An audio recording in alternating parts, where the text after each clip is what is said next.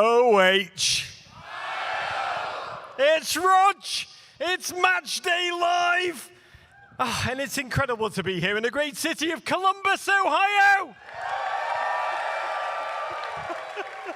Columbus, we are here at Kemba Live for a celebration of American soccer at the Fortress. All of it presented by our great friends at Purina. I'm going to talk about them in just one moment. I will in depth because I love my dog and I miss him more than I can say. But I came here for a number of reasons: to eat all the donuts at DK Diner, America, to adopt all the dogs from the CHA shelter, and to buy all the novels at the book loft. I only got lost twice. But we are here because we believe that this city, Columbus, is a magical kingdom that's really the lungs and the soul of American football. Time and time again, this city has lifted the US men's national team when we've needed it most. And I'll be honest, with this team in a dark spiral, we could not need you more, Columbus.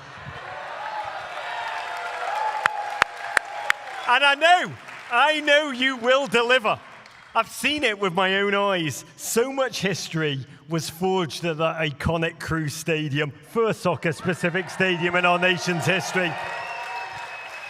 It's where the three most beautiful words in the English language after I love you were forged. Dos a cero. Born in 2001, that upstat scamp, Josh Wolf, scored, assisted in a 2-0 win that made grown men cry and made the Mexican press declare it La Guerra Fria, the beginning of the Cold War. 4 years later, 2005 gave us the Gooch stare down. Another Dos a cero, and the Mexican media by then was calling Crew Stadium, I love this, they called it Casa de la Terror. 2009, in the midst of a storm, Michael Bradley scored twice.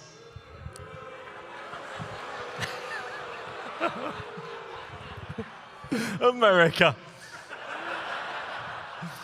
Rafa Marquez got sent off in the 65th minute for some kung fu fighting.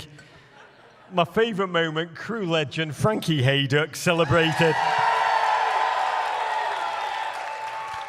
by, and I'm paraphrasing, with an F yeah in front of the Mexico bench, which earned him a slap in the tunnel from a Mexico assistant. Frankie responded by downing several beers.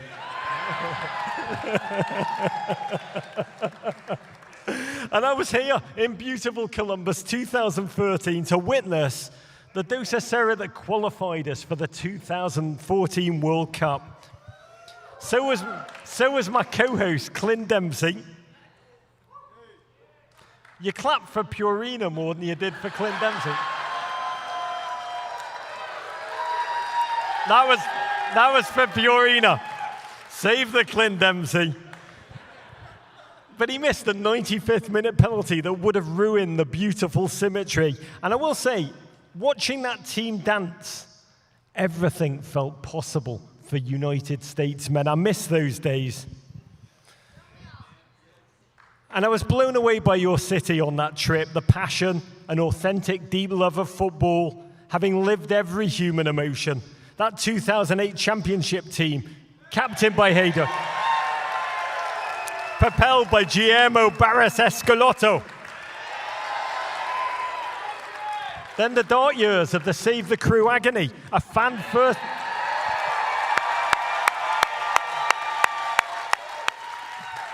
That fan-first movement which saved the club you lived, kept football alive in this city. It's what football's all about.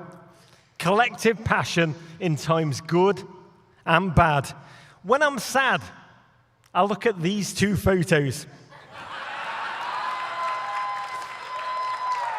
which capture every single emotion, the agony of defeat in 2015, the ecstasy of a title, same incredible human being. I just say, Savannah B is an American hero. And when you've lived all this football life, you've seen fire, you've seen rain, you know everything's possible with tenacity, the dizzying wonder that is Wilfried Nancy ball. So 276 days before the World Cup returns to these shores, it's incredible to be back where we belong, in Columbus. And I know US Soccer left Columbus for a couple of games, but I think we've all learned nothing is bigger than Columbus, and we need you. We need you. You have a chance to lift this team in an hour of need and to let us once again marvel at the incredible deep roots of football in this nation.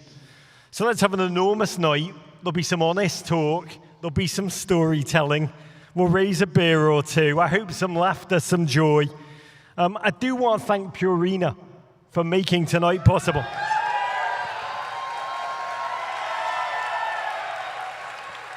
America. Can I just say, I adore Purina. My dog, Martin Scorsese, he's Italian. He eats Purina Pro Plant. He's got sensitive stomach. And I'm going to spare you the details. But I just want to thank Purina for making him solid, if you know what I mean. I also want to thank their pet care and what they've done for CHA Animal Shelter in Northeast and thousands of shelters across this nation. I was there in Columbus, Northeast Columbus, this afternoon. I saw the work Purina's supporting there. We've got these 3 beautiful dogs here tonight. They're ready for adoptions. Toshi, Melody, Popeye. And I'll just say, if anyone gives any of these incredible hounds a forever home, I will personally send you your enormous first bag of dog food for the love that you're going to give. Support this place. It is joy and it is deep meaning. I love Toshi, by the way. If I wasn't going to Atlanta tomorrow, Toshi would be coming home with me. But let's get to the football. And to launch things tonight, it's my honor to bring to the stage a gent who always took the field with a spirit of tenacity, swagger, and a desire for destruction. 142 caps, record number of men's goals scored. A bloke who threw his show on the juice, has become the trusted voice of American fandom on our network, a light in the darkness. It's a joy to bring the straight-talking, bluegill fishing, dose of cero living legend. Columbus, please be upstanding for the bass assassin. It's my friend, Mr. Clint Dempsey.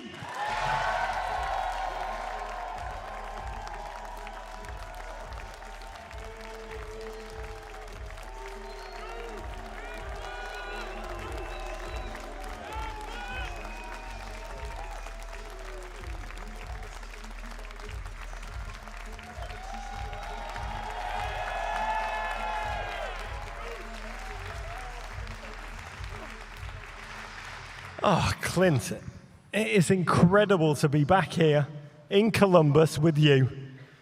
You played in, is it 2 dose of ceros here? Yeah, I think so, yeah. You made your debut here? My debut versus Jamaica. Eddie Johnson scored, I think we tied the game 1-1.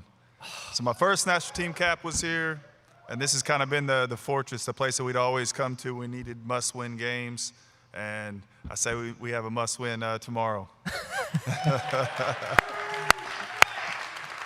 Can I ask you in your own words, you played in 2009, you played in 2013, pair of dose of ceros. How does it feel different to play for the United States in this city? Columbus hits different. Yeah, I think so. I mean, when you look back at the history of MLS, it's one of the first cities that had their own soccer-specific stadium. The first, my bad. Columbus, city of fact checkers. Hey, put some respect on the name, huh? And I just think it had that aura about it that you knew that when you came here, you got results. And that just kind of fed into the team. You could feel it in the crowd, how y'all came out and supported us. And we always got the right results that we needed, especially when our backs were against the wall. Oh, this is called a setup. I was at that Dos a Cero game in 2013. Game went into injury time. I've got to say, everything felt amazing. We were going to Brazil. The stadium was rocking. I'm sure a load of you were there and you can remember this. Mix Discarud had just come on and his hair looked amazing in the floodlights. It was like seeing a Norse god descend. And then in the 95th minute, you won a penalty. You stepped up. Again, it was the 95th minute, the perfect Dos a Cero. You stepped up, a chance to make it 3-0. And you did this. Oh, no.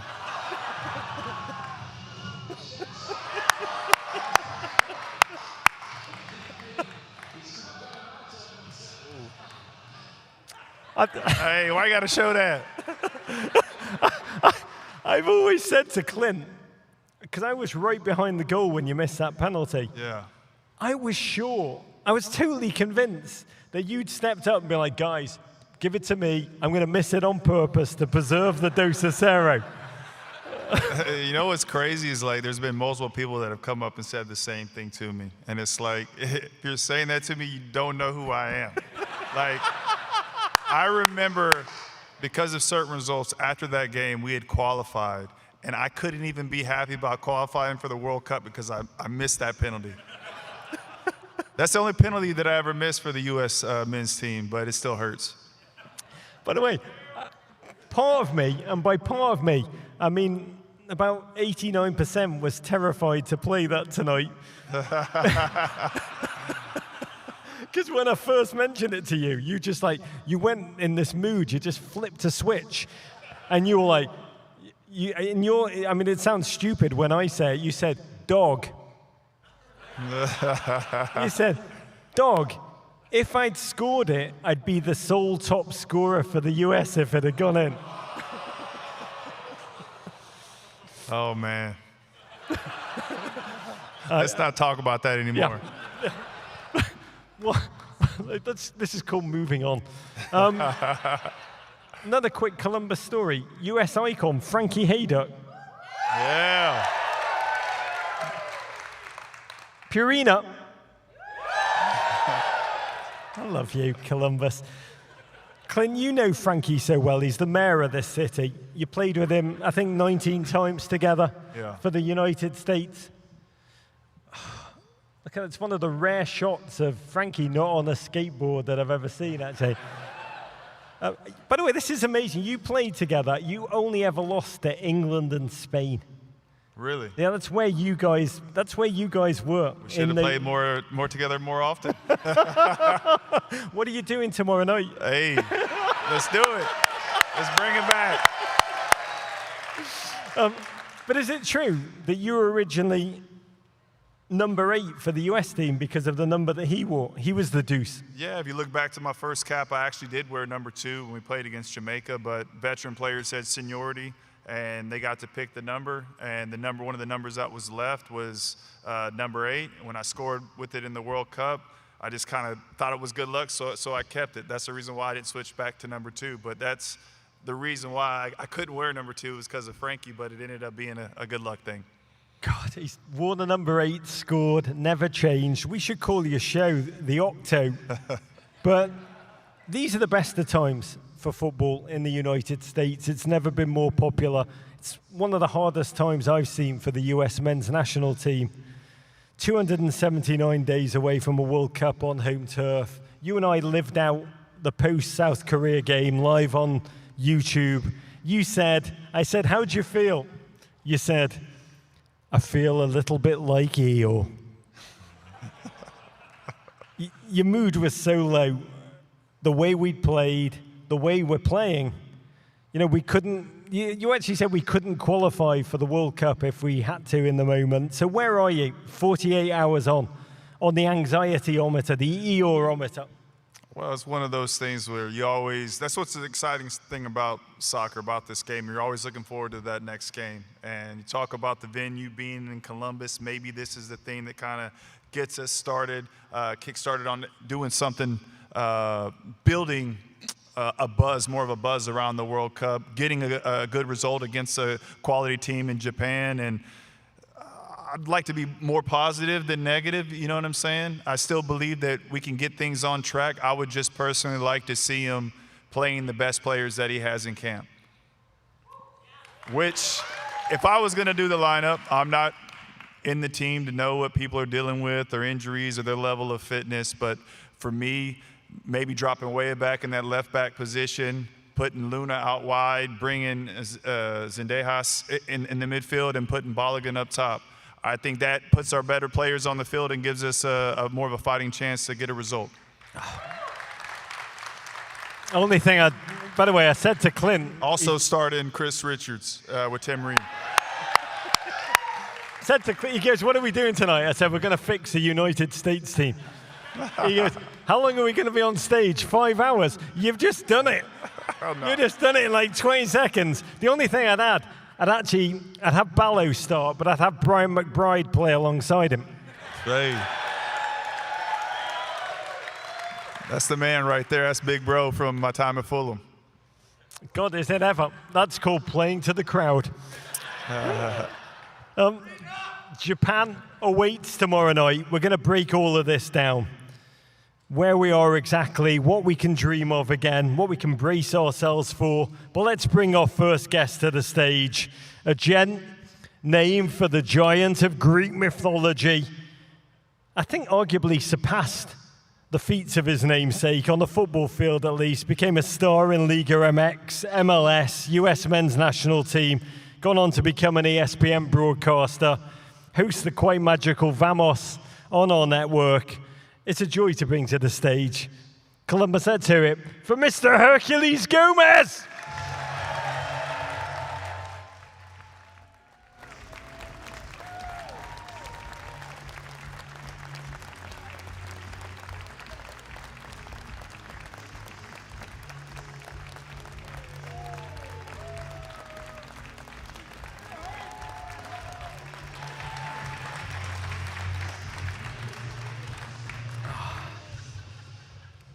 Herc. Yes, sir. Explain the jersey. It's JJ Okocha. It's Nigeria. Nigeria kids, they never miss. It's like South Korea, Nigeria, old school US men's national team. You can't go wrong with them. You are bringing the joy with you back to Columbus. Herc, I once watched you here in Crew Stadium. I think it was September the 11th, 2012. Jamaica. Yeah. It's my man's. We don't rehearse. But by the way, this was a must-win, or about as must-win as you can get in World Cup qualifying. You and Clint started up front together in those Where's Waldo striped kits. Clint again won the foul. It's a long-range free kick, which, by the way, gets further and further out every time Herc tells me the story. But what's amazing is you stepped up and did this.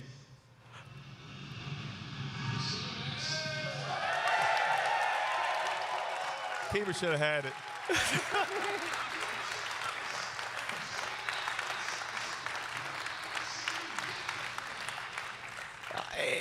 It looks better on video than it did in person. Keeper should have had it. But I still remember. It was a strong shot, but he should have had it. I still remember the sound, though. That's the one thing about playing in Columbus, especially World Cup qualifiers. Any big game with the U.S. men's national team, the sound just deafening. Like, as soon as the ball hit the back of the net, it was like, boom, explosion.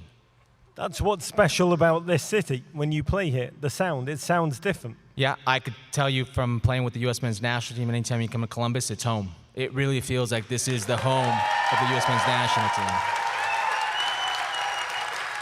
team. And I'm not so proud to admit it, but one of the teams that always gave me trouble when I played in Major League Soccer was Columbus, in Columbus, for whatever reason. They just, old school Columbus in the whatever stadium, the one that caught fire, the scoreboard. Somebody's out here, whoever did it. I know they're out here. But it was always just a difficult place to play. The most amazing part of that goal, Clint, is that you let him take it. Hey, he was feeling it, and what I'll say about Herc, he could strike a ball. He's the only person that I've ever played with throughout my career. You just come out to warm-ups, even when we were in Seattle, he's ripping shots straight from the jump, never had to stretch. So that's one thing I'll say about Herc. He always had a cannon on him, that's for sure. That's probably why I retired like 4 years before you. Quite about to fall off. Exactly. We got talking about fall off. We got a lot of serious business to attend to. Got to talk about the US team with real honesty, with real love. Saturday's performance, I know for a lot of human beings, talking to a lot of you before the show, was demoralizing. I mean, for me, it's that the audience was 80% Korean fans. I mean, this is a tough moment for this team. Nothing is forever. It is changeable. Please God, it will change tomorrow night here in Columbus. But we really are. There's that line from Apocalypse Now, the documentary, Francis Ford Coppola. He said there were too many of us. We had access to too much money, too much equipment, and little by little, we went insane. And that kind of feels where we are now. It feels mad that we are here when we all love the sport so much. There's so much talent. We have a World Cup coming to us. And what I want to say is, before we get into it, what we're going to say here tonight, I think, comes from love. Like, there's nobody I've met that loves this team more than you. No one sacrificed more for this team than you. I mean, Herc, talking about it week in with you, that truth comes from a place of love. We adore this team. We dream of it doing well. We believe it can be done well. That's the spirit we're going to talk about this team with tonight, right, Clint? Yeah, I mean, as a kid, when I thought about playing soccer when I got older, it wasn't playing club soccer. It was always representing my country, putting on that jersey. It's what I prayed about when I went to bed at night, that I hoped one day that I could represent my country, to play in the World Cup. It's something that meant so much to me. So anytime that I ever got the call, I was always there. It wasn't a situation like, is you going to come in or not? If I could walk and get on the field, I was going to play. So let's dive into it. I mean, we are 2 days shy of a calendar year since Mauricio Pochettino took over the US men. He was introduced to us as a, quote, serial winner. By the way, I was elated when Mauricio took over the team. I really was. I said in that moment, it could be incredible. He could be the gentleman that's going to take us next level.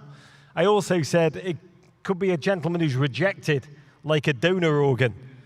Poor donor organ humor rarely does well. Another reason I love Columbus. Paul Carr just tweeted this after the game. He said the US have now lost 5 straight games against FIFA top 25 teams by a combined 11-1. Apart from Mexico, the last US win against a FIFA top 25 was against Iran in the 2022 World Cup. That's how far back we have to go. Tomorrow we meet Japan. 9 games to go before the full World Cup squad is unveiled. We've lost 3 straight friendlies. Turkey, who just lost 6-0 to Spain. That's what made me crap my pants. Switzerland, South Korea. So where are we in the process? How worried should we be before we dive into the elements here? Well, you said organ donor. You could die from that. No, I see this as you should be worried, yes, because it's the World Cup on home soil. And Clint, I remember 1994 and what that did for me, seeing a World Cup on home soil. It gave me the belief that, wow, they play soccer in the States. I want to play soccer in the States professionally. I want to play for the U.S. men's national team. And seeing Landon and Beasley in 2002, seeing teenagers my age, the same age group, playing with the full national team, I want to do that. So this generation, they have a responsibility and obligation for whatever comes next. If they have a good World Cup, the country's going to get behind them. The United States of America, 360 million people are going to get behind this team if they have a good World Cup, if they can make a run. I see it, and bear with me here. Not too long ago, there's this owner who shall not be named who wanted to take the Columbus Crew away from Columbus. The people rallied. They got behind their team, right? And today, the Columbus Crew have one of the teams that played the best brand of football soccer in all of Major League Soccer. It's no different. You give them something to hope for, something to fight for. The fans are going to come out. You mentioned South Korea, 80% South Korean fans. I guarantee you 90% of them are Americans. You got to give people a reason to cheer for this team, a reason to fight for this team, a reason to believe. I mean, I do. By the way, when I watch the Crew play, sellout after sellout after sellout, you want to jump through the television set to be there. That's the energy. That's the pulsating reality. But we asked fans in the Men in Blazers Discord for questions to ask you both on stage tonight. I want to look forward as much as possible, but there was one question which really stuck with me, because it does reveal a challenging reality. At Martin asked, Clint, when was the last time you watched the USN, never mind a signature win, but felt joy, a joyful moment? The last time I watched them that I was excited about this team again, I would say when BJ Callahan was coaching them in the CONCACAF Nations League in Vegas, the way that they played against Canada and Mexico in that, and then from there going back, the way that they played in the World Cup in 2022 got me excited and believing again. The fact that they were able to qualify for the World Cup and looked like they were building towards something. So you had that building towards something, getting out of the group in the World Cup. Then you had issues off the field with the Berhalter Reyna situation. Then you had BJ Callahan step in, and then how they played in Vegas against Canada and Mexico. You're like, okay, all right, we're going to keep moving on from here. And I just felt like we never did from that point. Is that when you put on the blockers? Is that when you put on the shades? Man, I don't know when I put on the shades. That's the happiest I've ever seen you. No, the first time I ever put on the shades was actually the CONCACAF Nations League in Denver. But I'm talking about the one that was in Vegas. Yeah. And how they played there. I played well. And against a very good Canadian I mean, team. what would you say the last time you got excited about this team? The last time I got excited about this team was in Cincinnati, the 2-0 versus the Mexican. You guys don't like 2-0? This is the home of 2-0.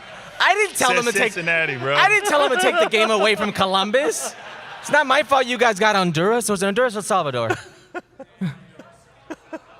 Salvador. It was Salvador. It was a Anthony Robinson goal. I was here for that as well. You guys brought it. I remember. Don't drag me into this. This is you and them on the. You're the one saying I love Skyline Chili. I mean, but by the way, I'm like hashtag Schmidt's House of Sausage. I do want to know that. Purina.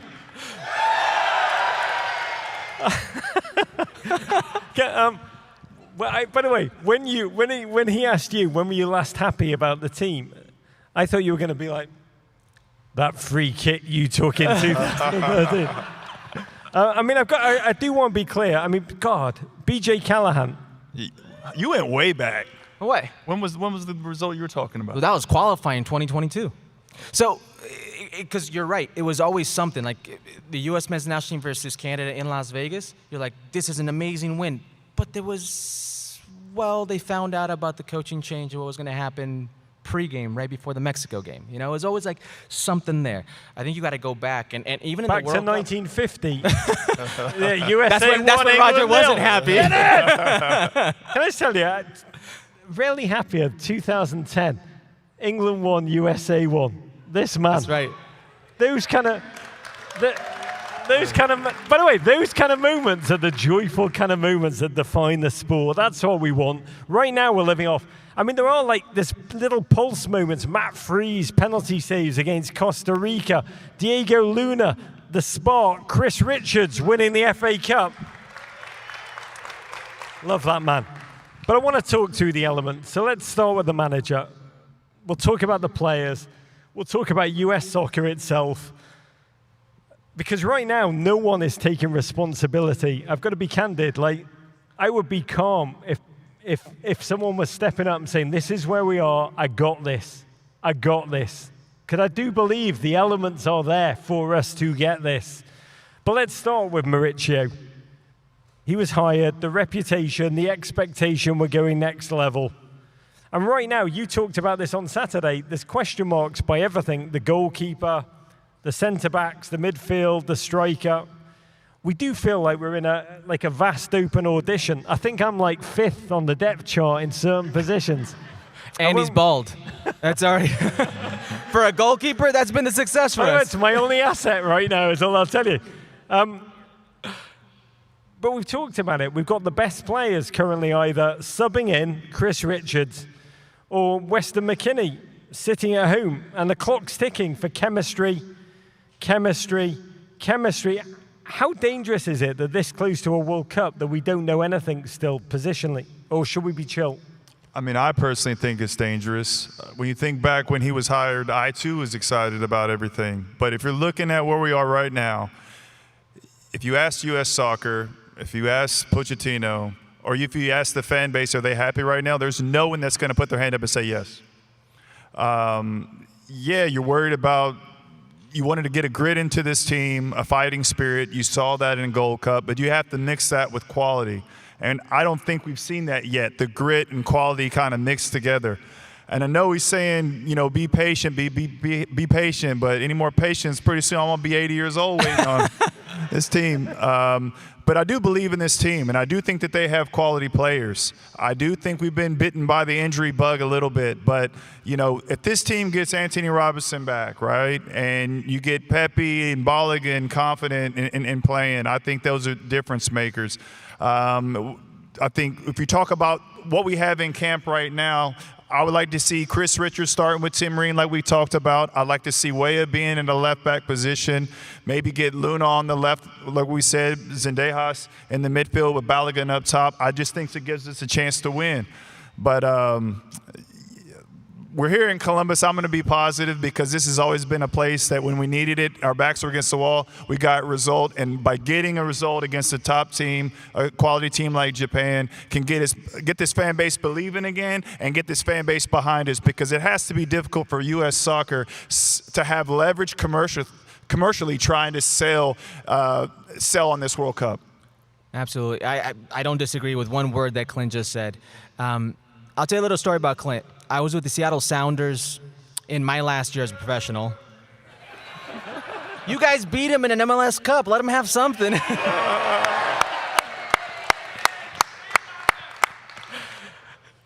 It's my last year as a professional, Seattle Sounders, and Clint had a heart condition, if I recall correctly. Yep. And Clint was out for like maybe a month where he couldn't play. I've met few people in the sport as fiercely competitive as this guy to my left. Was always in a bad mood when he couldn't play. This is a true story. Couldn't play.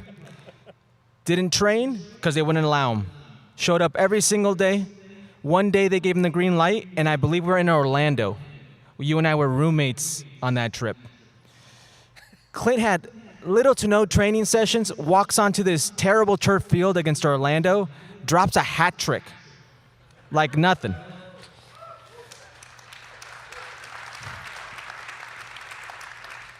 This is where I come into, this is where the U.S. men's national team comes into it.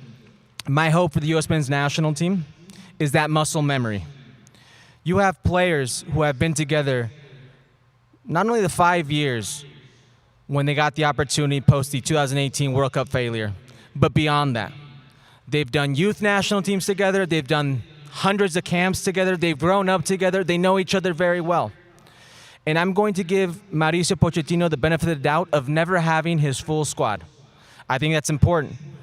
And once they have that full squad, I know we're about 9 months out, but I take Morocco. Morocco with 40-something days after the U.S. men's national team beat them 3-1 in Cincinnati.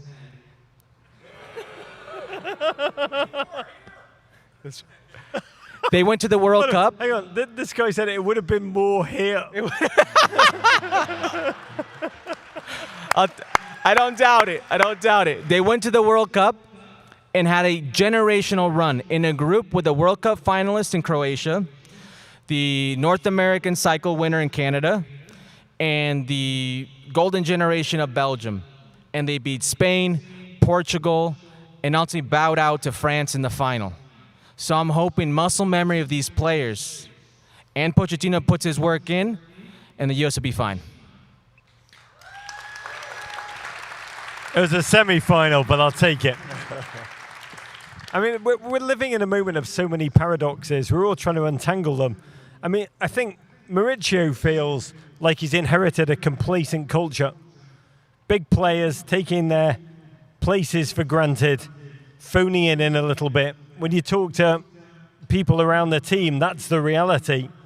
He's trying to create a new culture, but digging so deep in to find replacements that they're not quite matching where he needs them quality-wise. That's the tension of what we're currently living out. You know, but then Poch post-game says these things. I think we were better than South Korea. Or my message to the fans is that we're going to arrive at the World Cup in the best condition and we're going to be difficult to defeat. It was Taylor Twellman who tweeted on Saturday night. He said, if any other coach said, quote, "You're booing Taylor Twellman." Boo! What, is he like from Cincinnati, like in a secret world or something? I'm trying to learn the rules as I'm doing this thing. He wanted to take the team to St. Louis.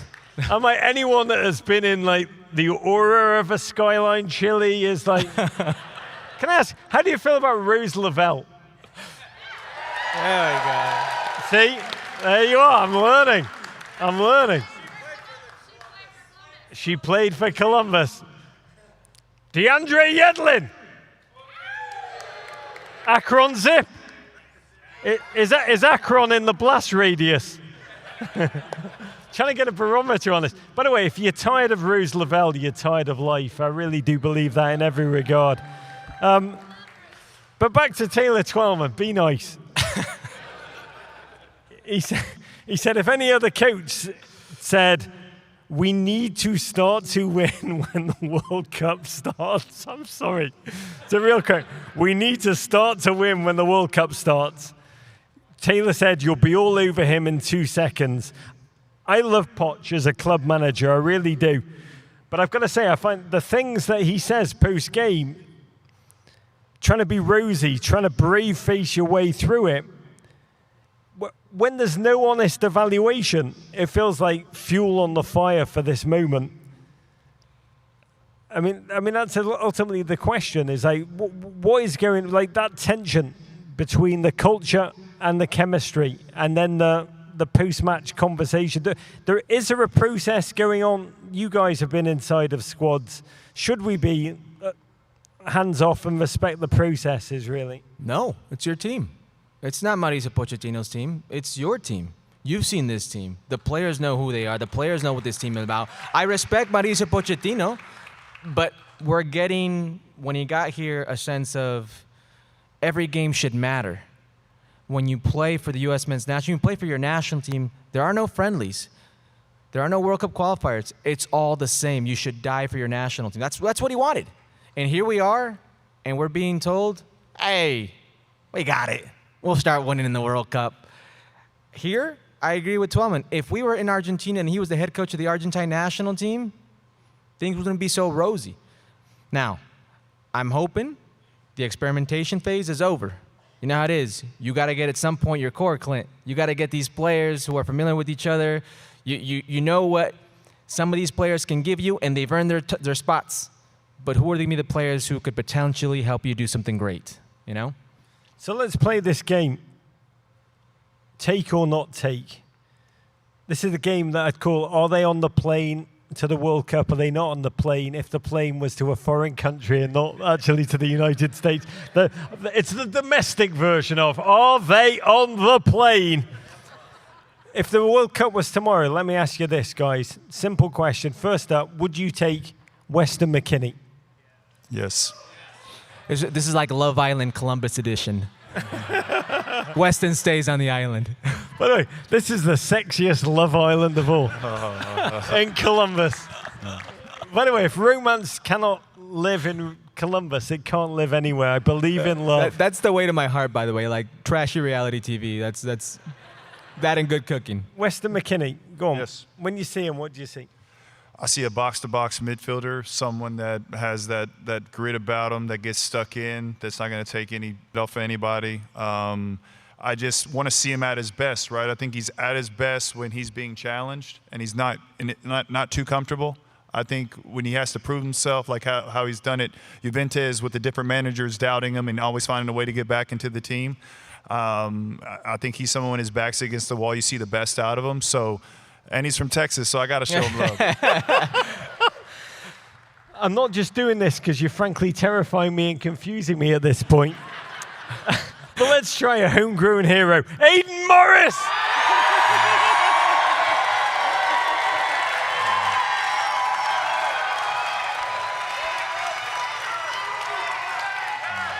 Purina.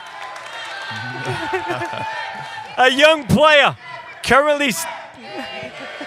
Whoa.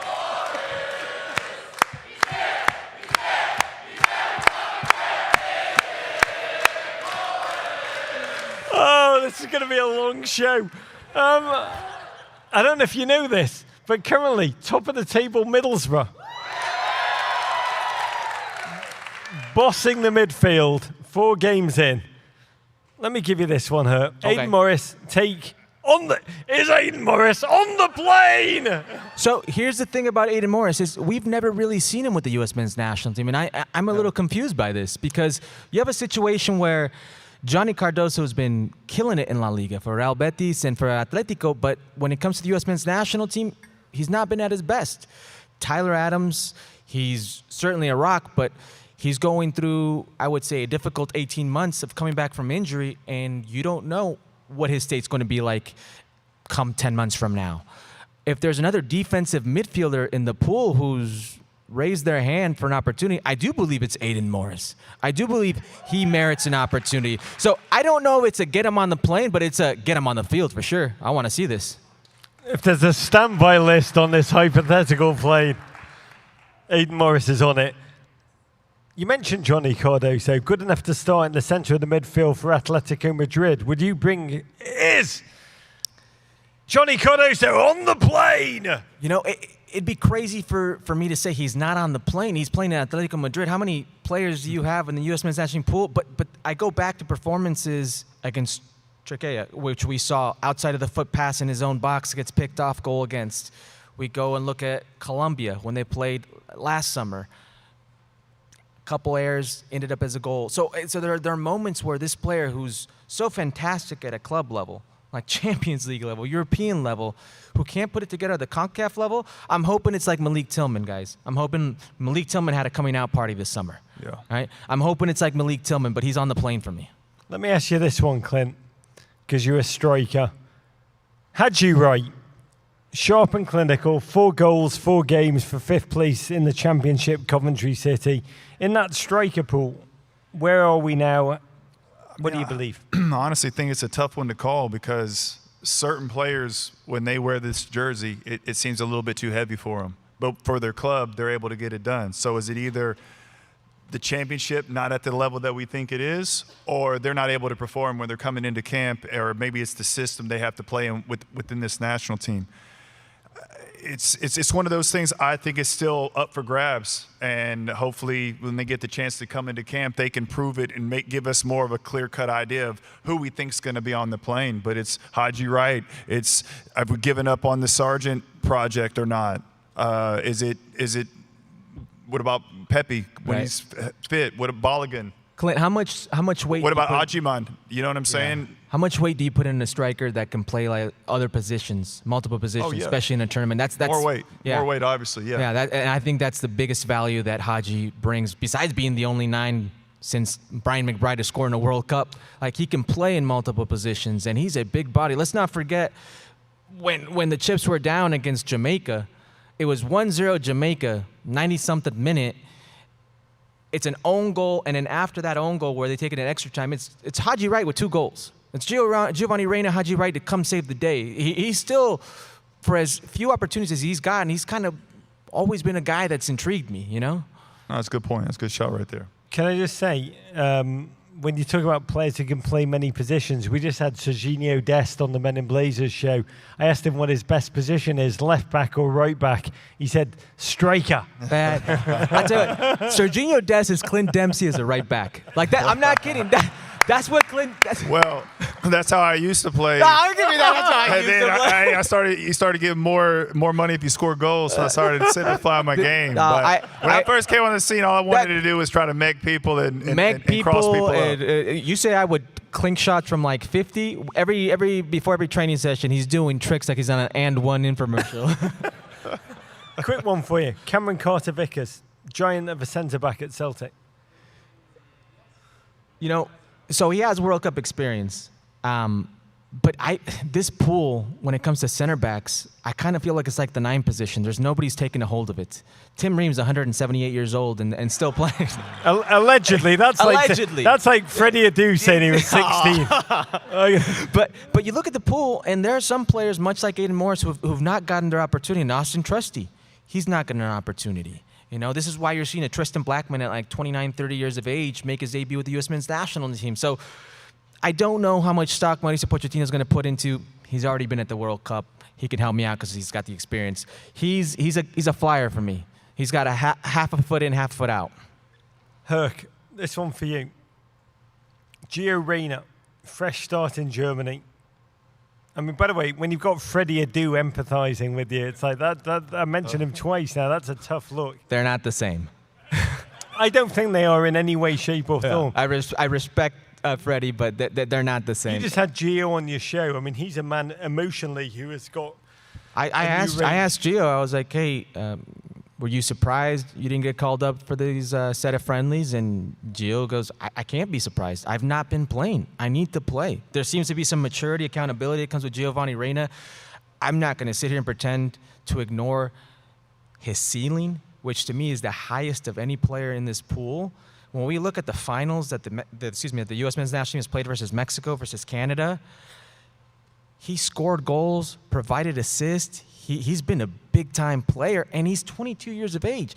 He broke out of the scene when in Dortmund is 16 years old.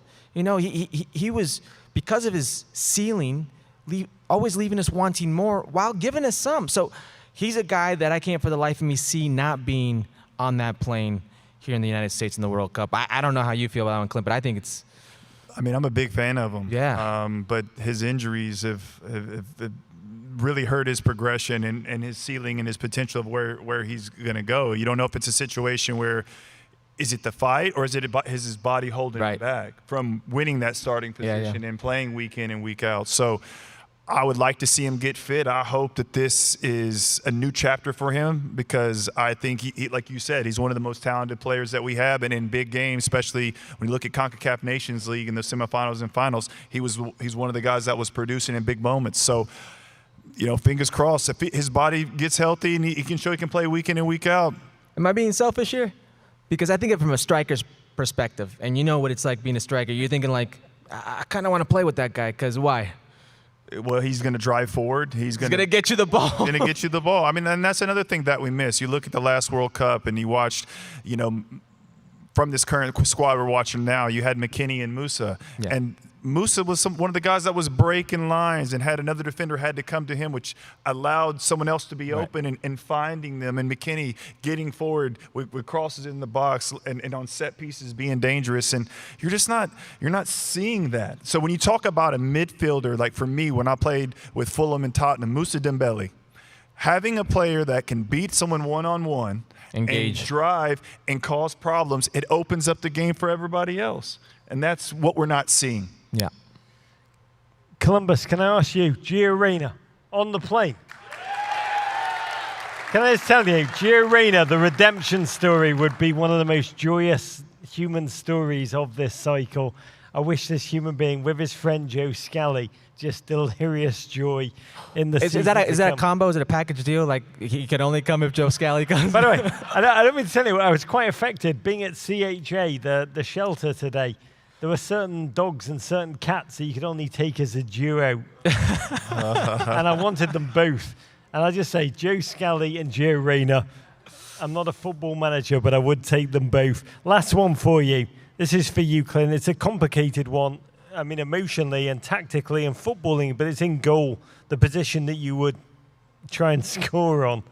But it's my friend Matt Turner. I think he's on the plane. I mean, he's someone that stepped up big for us when we needed us during the last World Cup qualifying cycle. He played well in the last World Cup.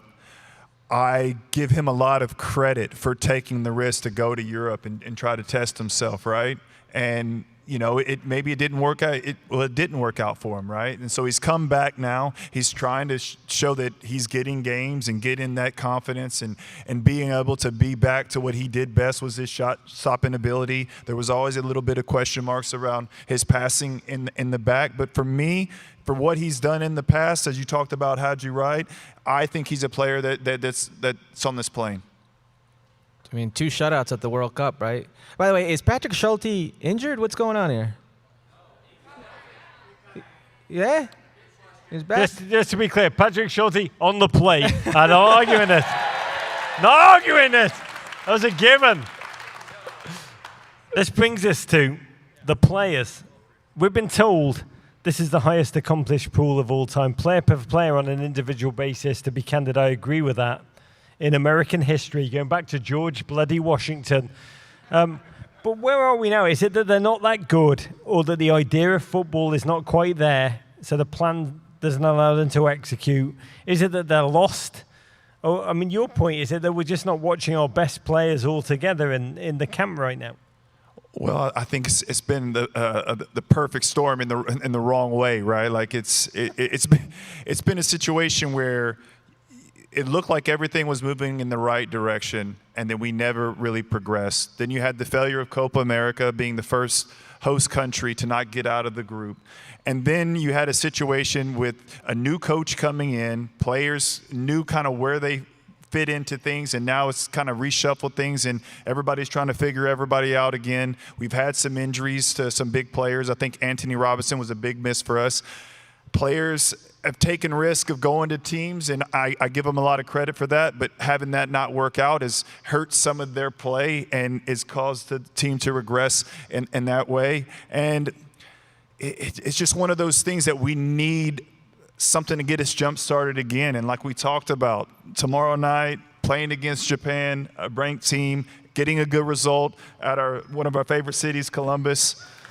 Let's get back on track and get everybody believing again. Let's get fans in the crowd. And like you said, to do that, you have to inspire us. Yeah. And you talk about having a soccer culture. Well, a soccer culture that I would want is someone who cares, whether it's a friendly or an important game, you want to win. Yeah, absolutely.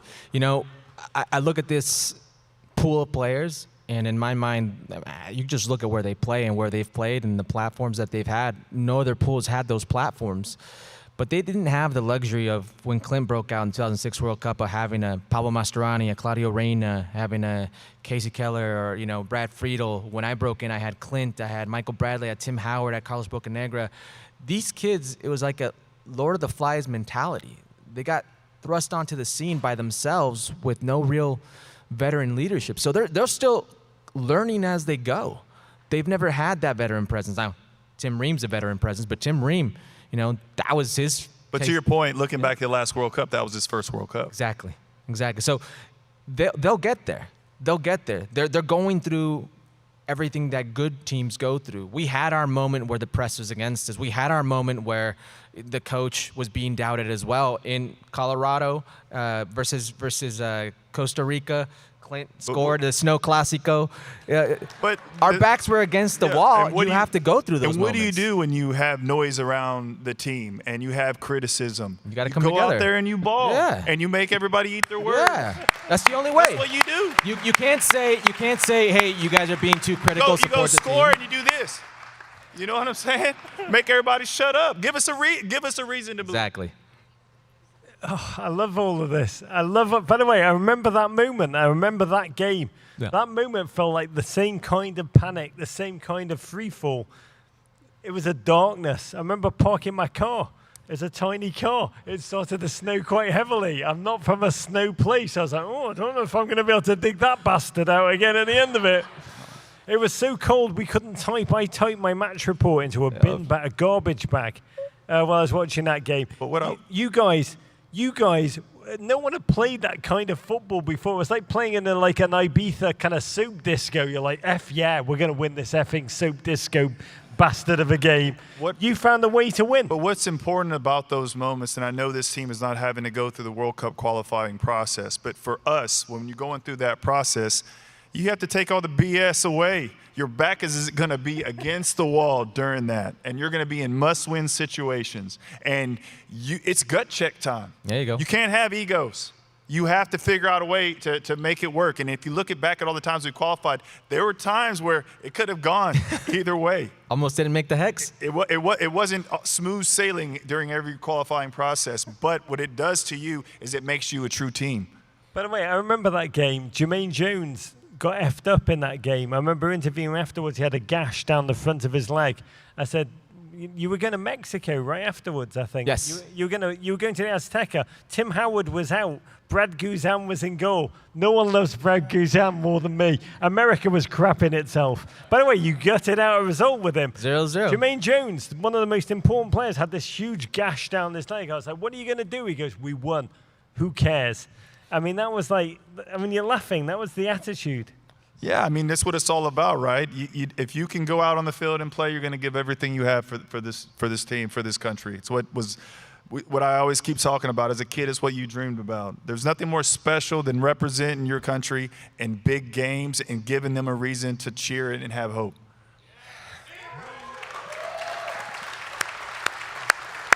Anyway, listening to these two gentlemen on stage is reminding me, I mean, I don't know if you know about me, very American. As a citizen.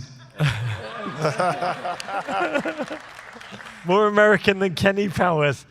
But one of the things that made me love this team was the attitude, the belief, the confidence. Listening to you tonight, I'm like feeling it again. I hope we can all feel it again. I really do. I want to ask you a couple of quick more questions before we watch tomorrow. I want to talk about Christian Pulisic for a second. He's so important to this team. He played with you. I mean, he played joyously. He stepped up as a youth. He's an amazing footballer. We see him play for joy with Milan. We've seen him play this season deliriously. I mean, he's had a challenging summer. We expect him, knowing Christian, I do expect him to step up. Tyler Adams came on our show. I said, what is Christian to this team? He's like, he's the man who in moments can step up and just on his own make moments happen. On Saturday, Song Heung-min, 33 years old, was the difference maker. He should be bloody playing for us, by the way. That was in his contract with LAFC. The councilwoman's working on it as we speak. When you watched him play on Saturday, what was it? Was it the system? Was it just the chaos? Was it just the moment? Was it just 90 minutes? Don't judge him. Like, what was it, Hurt? I fully believe it was the system, the personnel.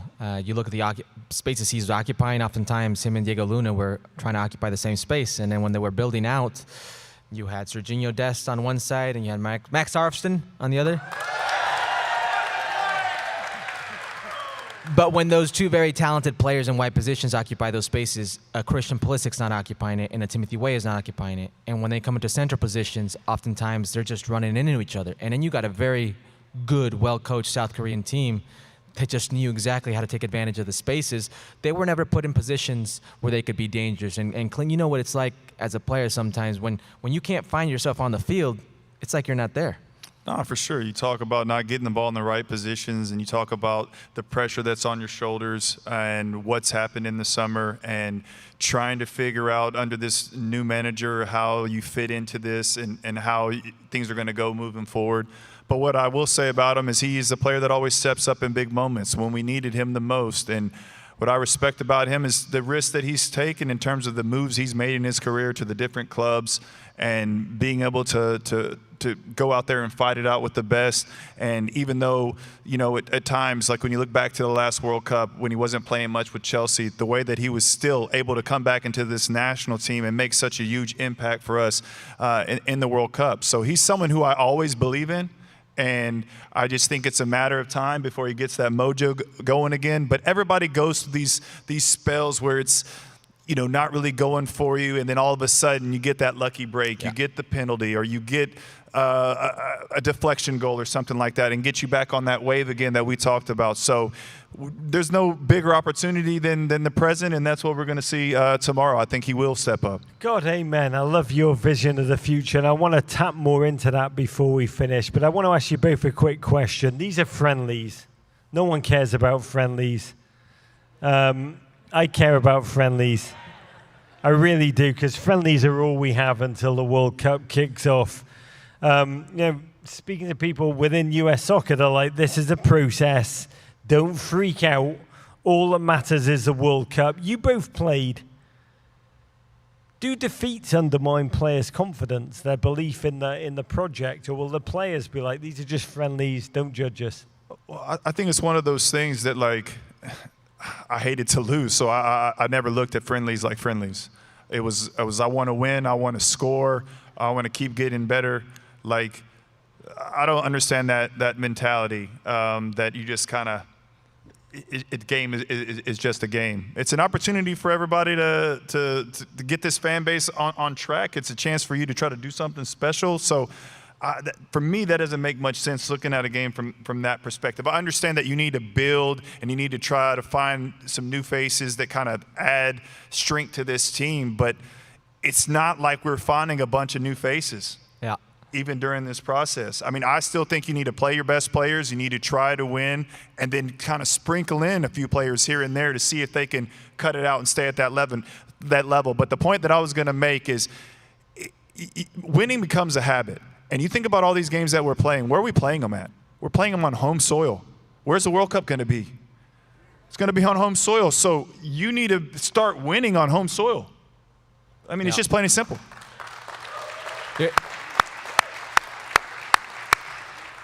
Your question is the worst question for Clint, because Clint's the closest thing, and I've always said it, to Kobe Bryant in our sport. He's got like a bulletproof mentality. So he's a guy that hates to lose in training.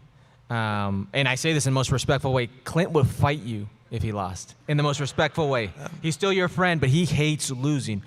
Losing doesn't affect him in the way that it'll affect most others. Now, for the 90% of the pool, you keep getting beat, and the way you've gotten beat, it's going to affect your psyche. It's going to affect your standing. So this is an opportunity, as Clint said, for the players. Because at some point, if you want to get on that plane, and we keep talking about a plane, but it's here.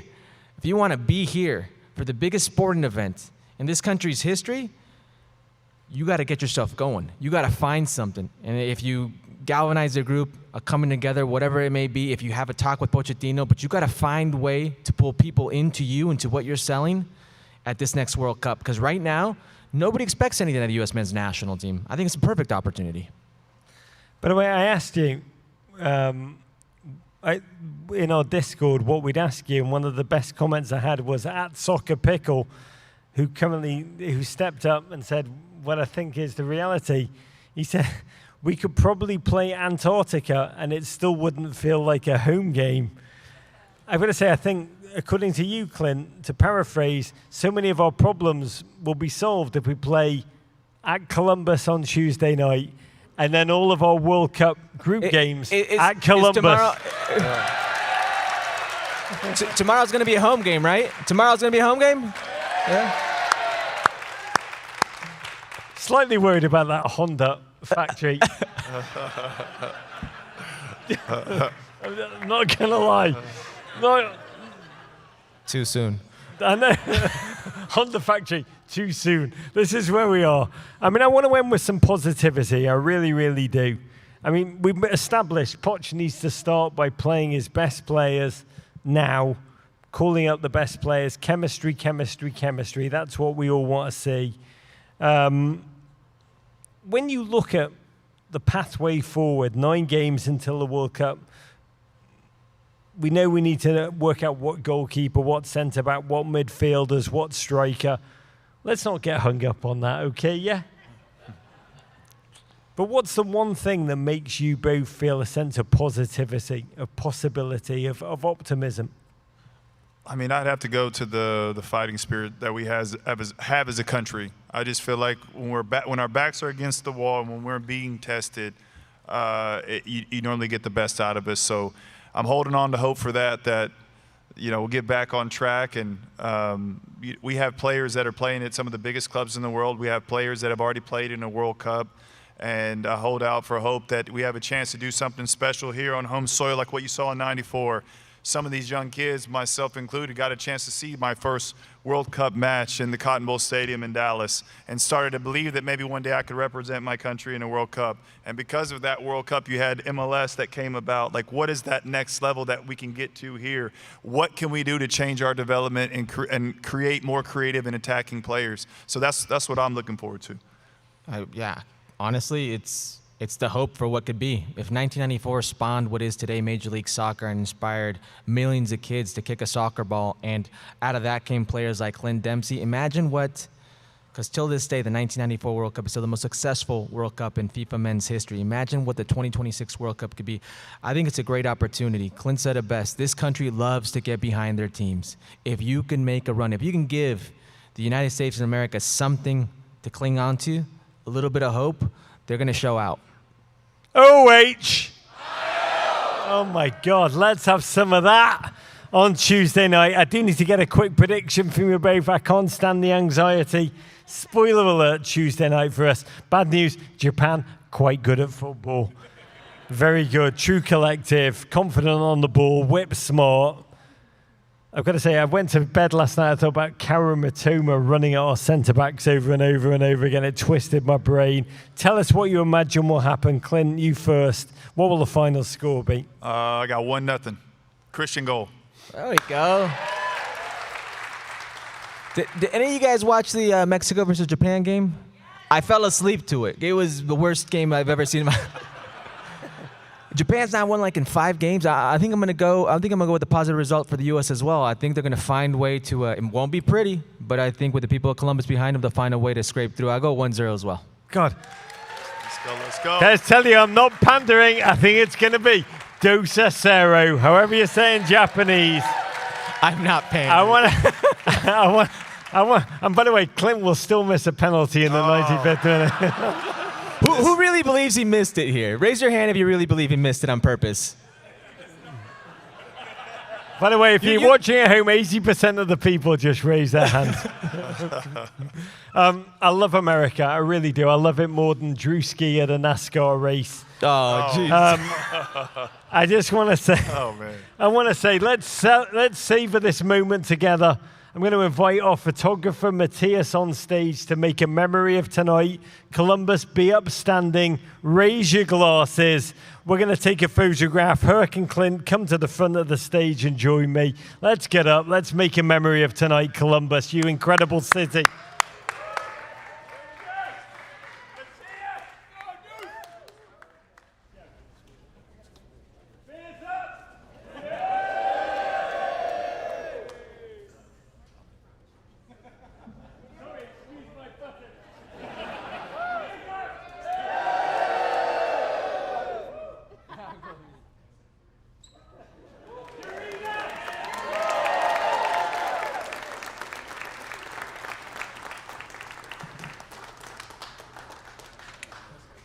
Columbus, let's hear it for Clint Dempsey and Herculez!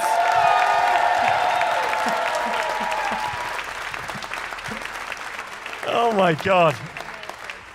I feel better after that, don't you? God bless. Can I just tell you, Clint Dempsey is an incredible American. They are joining me at the bar post-game. Clint will tape a live episode of The Juice at the final whistle after our cero tomorrow on YouTube. Come and join us, whatever the result. It may be 3-0. For the rest of the show, we want some uplift. We want to be reminded of our passion as a nation, our strengths, what we're capable of collectively when we do things the right way. And sure, we want to celebrate this place, this city, this heartbeat, Columbus, in the present, its magic, its future, also its past. So to kick this off, let's bring out someone I revere with the greatest respect that I can carry. A gent who's been on some incredible magical journey from northern France to the Midwest of the United States. Thierry Henry's assistant at the outset, becoming a singular, iconic coach in his own right. His surname has provided a distinct style of play that I will say has earned respect in MLS, but also when I go over to the Premier League, everybody is asking me about this human being. That he's on all of their charts. I'm like, he's under contract. He's not going anywhere. He's an inspiration. He really is the first black manager to win MLS Cup. The purveyor of Nancy Ball. Columbus, please be upstanding for your incredible coach, the Columbus Cruise wonder, Mr. Wilfried Nancy!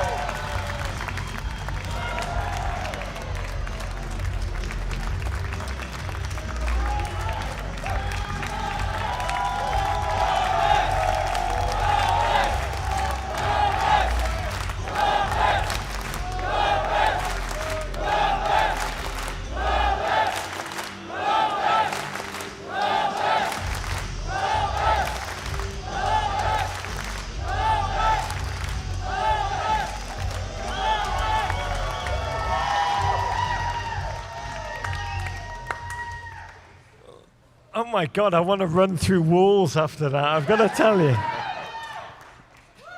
Wilfried, you're an incredible human being. You really are. As a football manager, you're incredible. Thank you. But your journey through life to football has been incredible. Born in France, northern France, Le Havre.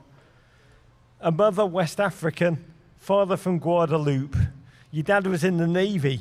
So like in your youth, you thought you went everywhere. But then you arrived here in landlocked Ohio. Which is like mind-blowing, your journey, your story. If I went back and told young Wilfried Nancy, your name would become world-renowned in Columbus, Ohio, what would he have said? Maybe. Peut-être. Peut-être. We can do this in French. Peut-être. Peut-être. Yes. Peut-être. Did you Peut-être. know where Columbus, Ohio was as a child? No, not at all. Not at all. Isn't that incredible? Like, the life and football, you have no idea. It's just magical. It just brings you to, it's what you make of it is all that matters. No, for sure. That's why I am really grateful to do this job, you know, because I don't know my future. I didn't know my future. And because of that, I am able to travel a lot and to see different cultures. And for me, this is so important for myself, but also for my family.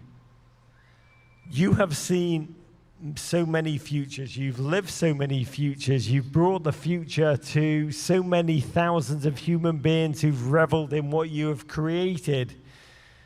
It's incredible, though, that journey. Semi-pro, lower leagues France, League 2, Ligue 2. What's it? Ligue 2. Yeah. Merci. You arrived with a backpack and a dream of coaching here in North America. You moved to Montreal eventually. Under 14 girls. Thierry Henry, a talent spotter. He knows it when he sees it. He made you an assistant. Montreal Impact then. And then you moved here in 2023.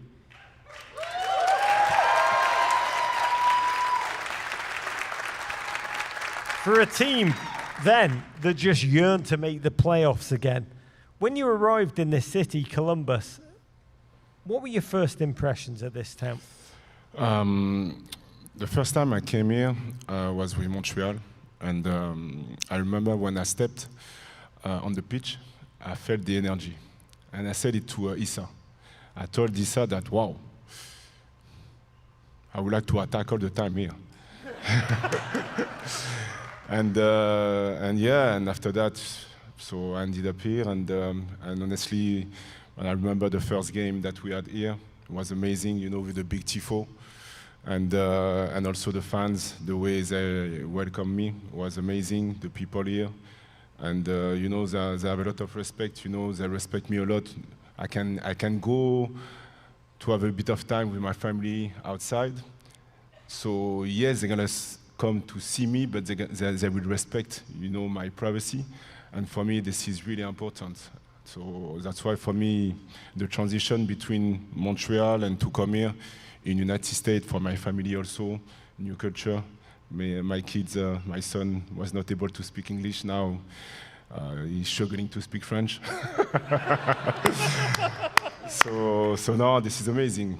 Again, this is my journey, and I am really, really grateful for that. Yeah. We had Mo Salah on our show recently. Wow. Is Mo Salah okay in Columbus? Still learning. Mo Salah, we had him on our show. He talked about his kids being Scousers, being like children of Liverpool. He was thinking about, should I stay, should I go? But he's like, my kids, they're Liverpudlians. Like, do you now feel that are your kids becoming like Ohioans? Yes, listen, it's so difficult to explain, you know, when we didn't know how it will happen, you know, with my kids, with my family, because it was the first time. And now my son and my daughter, but especially my son, as soon as he gets home, he likes to throw his bag, and I don't see him because he's with his friends around, and he has a play date every day, and he plays soccer, he plays football, American football too, so he does a lot of things like this. So for me, this is what I was looking for. So this is amazing to see that. I've got to say, as a dad, my only rule would be just don't hang out with Frankie Hejduk, and I think you'll be until you pass the age of 21, and you'll be okay. But when you're selling this city, Columbus, or when you're describing this city to friends of yours, to family in France, in Guadeloupe, how do you describe this place, the essence of this place to them? For me, so for my European friends, this is like Dortmund, the club Dortmund, because the same passion. Yes, we can talk about the color and so on, but also for me, this is more about what the club has been saved, you know. So for me, why I am totally aligned with this club is because the story of the club, obviously, but also what happened a few years ago. And I'm not a big fan of luck. I believe that in life we provoke luck. And I think that the story that we had in the past and also recently is because of all the people we fought a lot for this club and also the fans. And when I travel every time to see to watch game or to play, I can see that the education, but also the understanding of the game that the fans have for us, this is so amazing. So that's why for me this is not luck, this is alignment. I tell you, I'm clapping.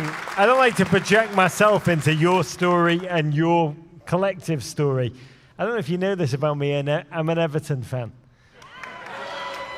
I like to believe Everton and Columbus have a deep, deep connection for a variety of reasons, and not just Brian McBride in every regard. The man who just shouted, I hope not, I just want to say he's from Cincinnati. But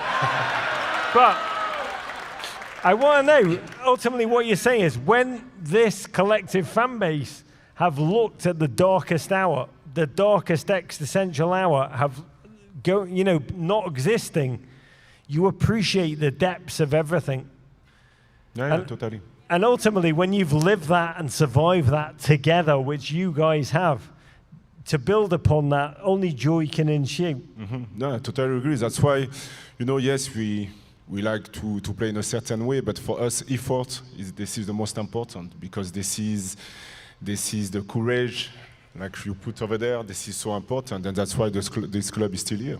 The way this man says courage is so much cooler than how I say courage. This is my say it again. French English. I love it. Courage. Oh my God, I love this man. By the way, it was Churchill who ultimately was a bit of an arsehole. I don't mean to be rude about him, but He did say the greatest feeling in life is to be shot at without result. And I think Columbus Crew, the team leaving and you guys feeling the absence of it and then building upon it and living every minute to glory, it gives you a sense of perspective and wonder. Ultimately, I don't like to project, you savor every moment together, every goal, every great moment, dance as if you're at your own kid's wedding, which ultimately is the secret of life. But I'm projecting, Columbus. But you've been gifted with a wedding. You've been gifted with Nancy Ball. I watch it from afar. It's intricate. It's interchanging. I mean, the way you say it is so much better. Courageous, you probably say. I love it. It is courageous. Football with your name on it, though. It's amazing. It's impossible to think of Columbus in the now without you. I mean, you're forever tied to the color yellow. MLS Cup champs in 2023. League Cup champs in 2024. Wilfried, our national team is having a moment. It's incredible to hear a coach talk about it's possible with a football team that has incredible young American elements of it. What makes your football different? Can you describe it in your own words, what Nancy Ball is and what American football can be? Because I love it. Oh, again, with a lot of humility. You know, at this level, we all know how to coach. It's all about the passion that we have and also who we are as a person. And that's why, for me, you know, I like to say this example is Mourinho apparently wanted to defend only, but he won title. And Guardiola wanted to attack only and he won title. So at the end of the day, this is about, I don't do this job for only winning. Because if I don't win, I'm fired. Simple as that. So this is the way we live. So for me, my definition of my job is to help my players to achieve their dream. So if I can be with my staff and the people around me, help them for 1% to achieve their dream, so this is what I want to do. And after that, success for me doesn't mean anything because the definition of success could be different from you, from myself, and so on.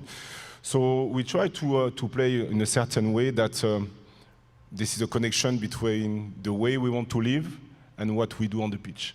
Because I believe that the way we play can help every kind of human being to, when they're going to face something, to at least try to do something. And I believe that for me, maybe because this is my background, but this is the only way for us and for me to maximize my chance to achieve something. So that's why I try to transmit that to my players. But again, without my staff, but also without my players, I am nobody. Because they're on the pitch. And I know that they want to do well, but I know that sometimes they're going to struggle. And I know that there is also the ego part.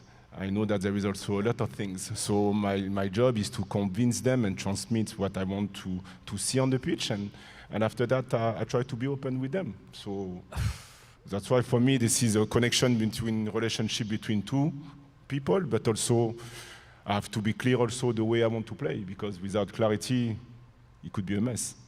Can I say, I've interviewed a lot of managers before. I always ask, like, to be a manager now is so hard. You have to be a sports psychologist, a tactician, a communicator, a data analyst. It's a huge list. I always ask, what is it that you really excel at? Arsene Wenger was the first manager I ever interviewed. He said, I am an educator. I want my players to be smarter as human beings by the time you're the first person to say, I want to make dreams come true. And I love it. And by the way, you've done it here in Columbus for these human beings. But one of your key phrases, which I love, and I actually have tried to live my life by since we first spoke last year, impossible is an opinion. It's amazing. It's amazing, right? I mean, by the way, you're the embodiment of it. You moved here when you were 18. You came to New York as a tourist. You had to leave. Yeah. Now you're back. I mean, you've become an MLS Cup champion. When you think about this city, this fan base, this team, and how you facilitate dreams, Wilfried, even dreams that seem beyond comprehension or reality when you arrive, what is it about this place, Columbus, that lets dreams become a reality? Oh, you know, so when you talk about impossible is an opinion, for me, you just have to, if you don't know the story, but we all know the story, but save the crew. This is exactly that. And I'm not saying that because I am part of the team. Yes, the organization, for sure. But my point is, when you know the story and the way everybody fought to help the team to stay in the city, if you don't fight for the team, I don't understand why you have to stay here. You have to move. Simple as that. So for me, it's just, you know, before I accept a project, I like to understand the culture. I like to understand the people within the city. I like to. For me, this is important because I need to be aligned with my soul. And when I had the possibility to come here, obviously I did my homework, but I knew that it was possible to do something great. And to be honest, with a lot of humility, I am really, really proud of that because I wanted to do it, I felt it, and we did it. But again, now this is, we are here, so we're going to be here sometimes, and the idea is to move up because this is life. The only way you are like this is when you die, correct? So it's all about like this.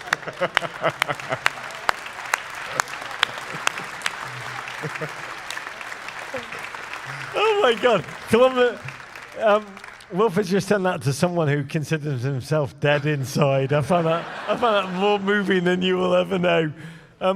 Wilfried, last question for you. I'm not going to lie, and this is not like a connection to this in any way, but we US fans are struggling. Our team is underperforming, there's no doubt. We feel lost. I think we'd all benefit from some inspiration now. You know how to get the best out of young American footballers. You know what kind of football nation we are in our essence. You know what we can be when we dream and then we actualize those dreams. What do we have to do to unlock our full footballing potential as Americans? To be honest, I think that we are on the right track. Because I've been in the United States and in MLS for many years, and I can tell you that this is not the same 4, 5, or 6, or 7, or 10 years ago. But sometimes, as a human being, we have lack of patience, you know, and we want to have everything quick. But if we do the math between how many years that MLS started versus in France, in England, Mexico, and so on, I think that we are pretty good. So we just have to be patient, and I think that we have the players. You can see that a lot of scouts, they like to come here because they know that American players, they are good, and they are not so expensive. So now this is the reality for the moment. But step by step, it's gonna change. You know. So in the past, the amount was not the same, and it's gonna change. So I think that yes, we are struggling a bit with the national team. But I remember in 1998, when France became champion, the coach Aimé Jacquet had the same issue. You know, because he was trying things. He was trying to find a way to understand a little bit better the players, understand how we can associate players, but people didn't understand that. And sometimes as a coach, it's difficult to explain everything. I'm going to give you an example. With my front office, we have a meeting once per week. And my owner one day told me that, what do you think about this guy, a game that we played? And I knew that for him, it was not so good. And I told him, for me, it was good. He told me why.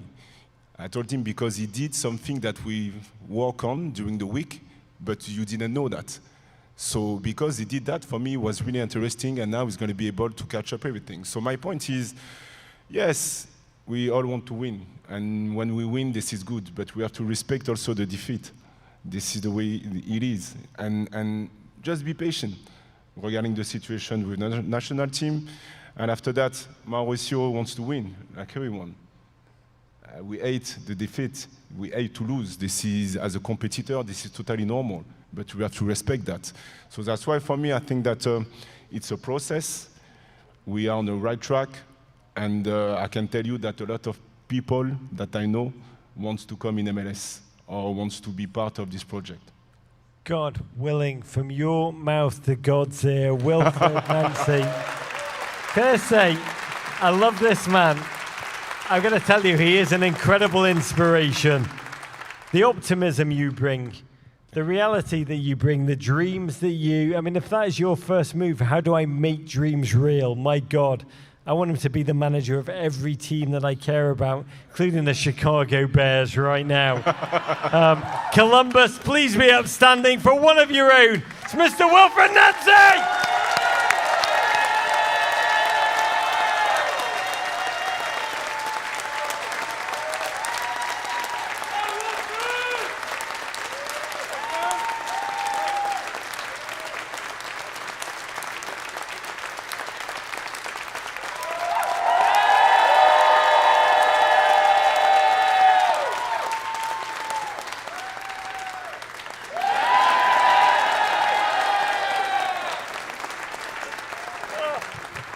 The tiny bit of Englishness that's left in me. I don't like nice things said about me. So let's just turn whatever point he put to me for Purina! Yeah! By the way, Wilfried just used 1998 as like a reason we should be optimistic. That was when we got beat by Iran and didn't get out of the group. Did not help me! But the next man will, because he made 1998 a turning point in his life. And Wilfried talks about a surfer mentality in life, surfing the waves of success and failure alike. Our next guest is possibly one of the greatest surfers America's ever produced. He's also quite a good footballer. He's from California originally, but he's essentially the mayor of Columbus, right? I'm so candid with this. One of the best footballers our nation has ever produced. I want to make that case with him on the stage because I think he masks it by being like hilarious. And we forget how much of a high-flying wing-back he once was, fluttering in the wind with his hair as he torched down the flank, storming in the Bundesliga with Bayer Leverkusen, then returning to the Columbus crew to bring championship wonder. Possibly the most underrated icon of the men's team, a gent who is from California, once admitted to me that he's mentally 90% in Jamaica, but that Columbus is always in his heart. Please be upstanding for one of your own, the inimitable Frankie hejduk!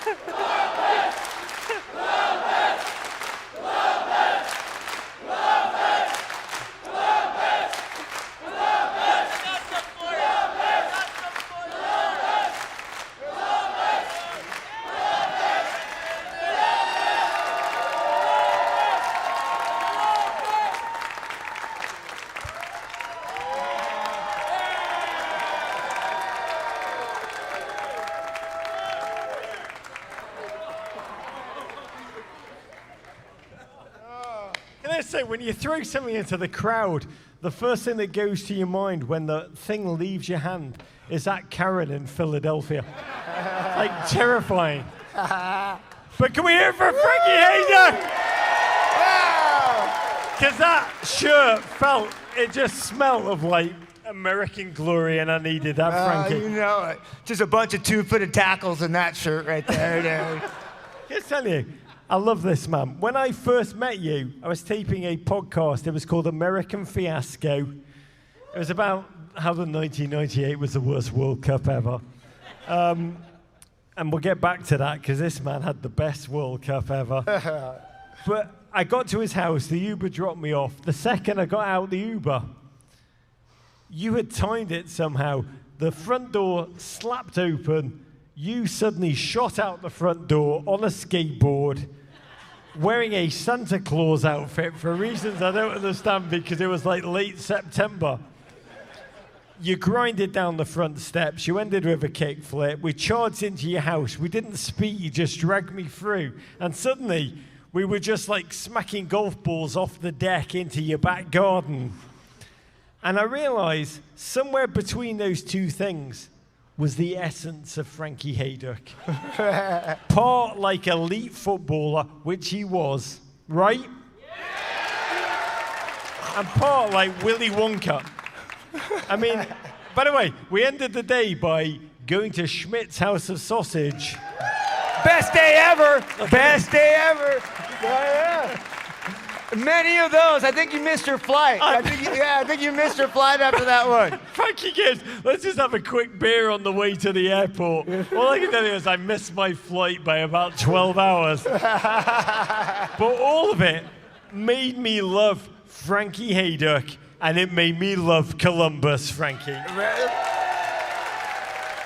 Raj, I'll never forget that day, because I was literally coming from like a charity event where we were doing reading books to kids in a Santa Claus outfit, and I was late. I was super late to see you because you had arrived and you gave me the time, you gave me everything, I gave you the address, and I wasn't there. So I hopped out of my car. I remember you were walking down the street to like look at the area and see like what it was about, and like, and I see this guy, you know, this bald guy sitting down the road. This like you're walking. Like, what's Michael Bradley doing in Columbus?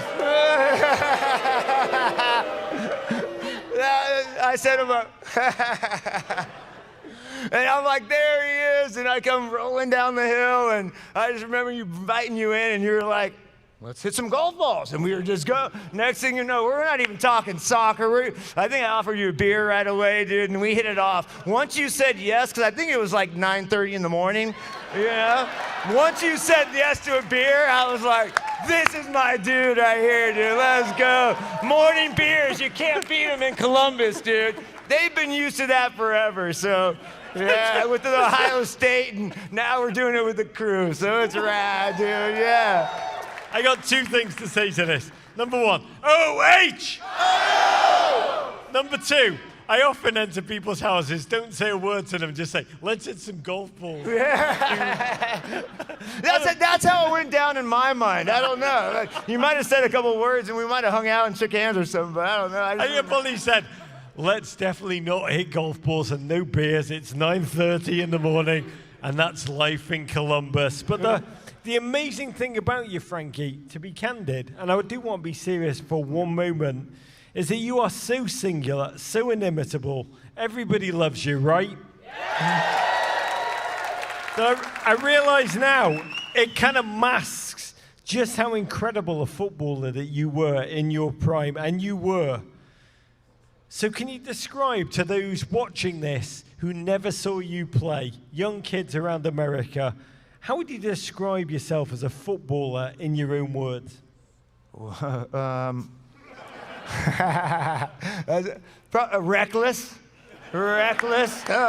Reckless, not giving a crap, fighting as hard as I can for the team, knowing my boundaries, knowing that I wasn't number 10, knowing that I had to give the ball to the number 10. But you know what? The guy who tried to steal the ball from the number 10, I was kicking the shit out of him, man.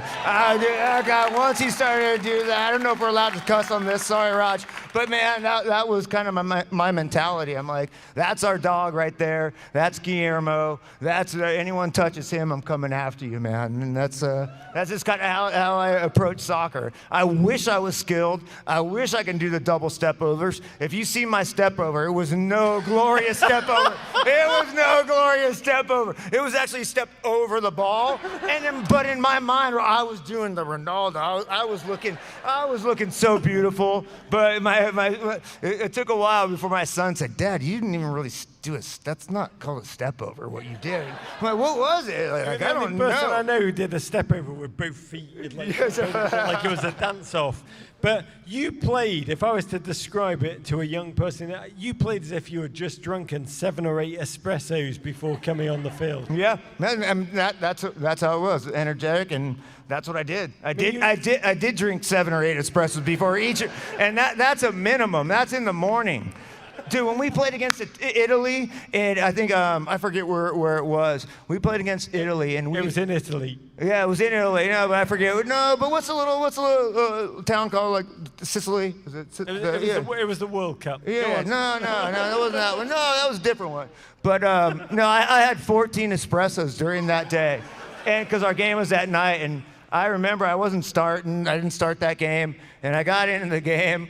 And I wasn't expecting to get in, and literally like the first 4 balls, I was boom, out of bounds. And, it took me about 10, 15 minutes to get into the game every game. And Bruce Arena used to always make fun of me. He's like, "What's the worst part of your game, Frankie?" I'm like, everything.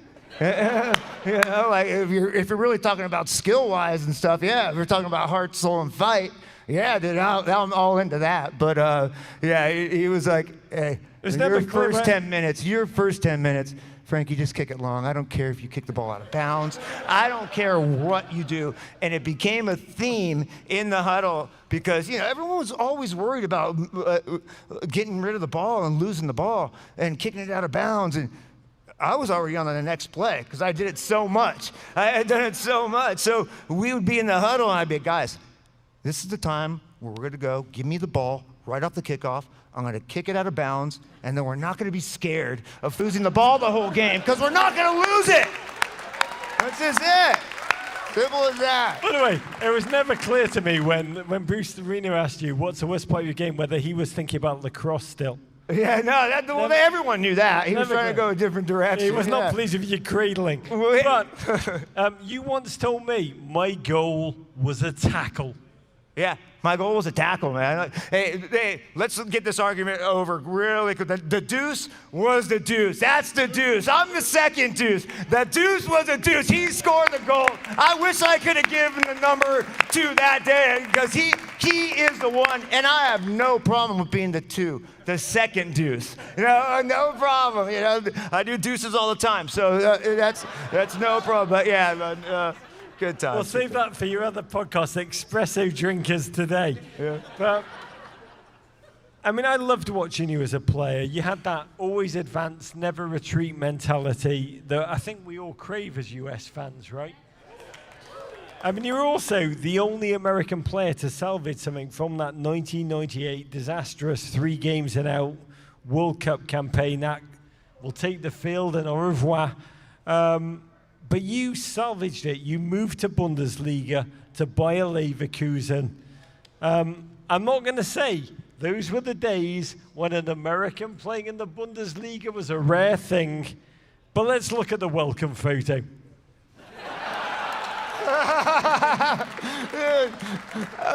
I had no idea what I was doing. They were just like, they were in Germany. They're like, "Hey, we're going to put you on a surfboard." I was like, "Oh, cool. This is what you do here?" Yeah. They're like, "No, there's the Rhine River right there. You can surf it." I'm like, "Okay. Is this going to make me cool with the fans?" I don't think they're going to be too psyched about this look right now, dude. But, they did it. They're like, "Oh, is he in vacation mode?" I think that's why they always called me Urlauber, which means vacationer in German. Did you think they did that for every player? Dude, I thought they did that for every player. Yeah, totally. Dude, German puts on the shirt and gets on the surfboard. Dude, they were speaking to me in German, and all I said, I just was like, yeah, totally. Totally. That's all. I didn't know what the heck they were saying. I'm like, yeah, totally photo. Yeah, no problem. Put this on in German. I'm like, what is this? And then there it was. I thought it was cool. That's cool. Because no one ever talked to me before. And I couldn't walk down the road in the States with no one would talk to me. I couldn't even walk down the road in Germany without someone going, and it's so cool to see how it's changed now since, now everyone knows everyone around here, and all the soccer guys. So it's pretty cool to see. Yo. I mean, I just love this. Every German new signing must now put that jersey on, but pretend like they're in Hawaii 5-0 and just don on the surfboard. Hey, half of my mind was in that place when I was in Germany because it was cold, windy, and rainy, and I wasn't playing much. We had a good team, and I was just along for the ride, dude. It was fun. And you were just watching Betamax tapes of Patrick Swayze and Point Break in your life is good. Oh, I was watching Zay Roberto do the real stepovers. and I'd get the bonus after every game we won. So I was like, go on, Zay. Go on, Zay. I mean, this is a lead because you are a child of California. There's humor in that photo. But you have talked about how surfing was your first love when you were growing up. You become as synonymous with this incredible city of Columbus as Matthew McConaughey is with Austin in a way. I have watched you. Which one are we booing, Columbus? I'm so lost now. Let me bring this back to your happy place. Purina! Thank you. Can I just tell you, I've watched you in this tournament. I've seen beers tossed at you in the stadium. You have caught them without looking, ripped them open, down them in one chug. You are a gent who oozes aura out of every pore. So can you describe, in your own words, as a surfer boy, how have you fallen in love with this landlocked city of Columbus, Ohio? The question is, how can you not, dude? Like, dude, no, that's just for real. That's just for real. I had no idea I didn't even know what Columbus was. They're like, hey, I'm like, I just want to get back to the States. I wasn't playing much in Europe. Like, hey, we're sending you to Columbus. I was like, oh, cool. I'm like, how's that place? I don't even know if I knew where it was.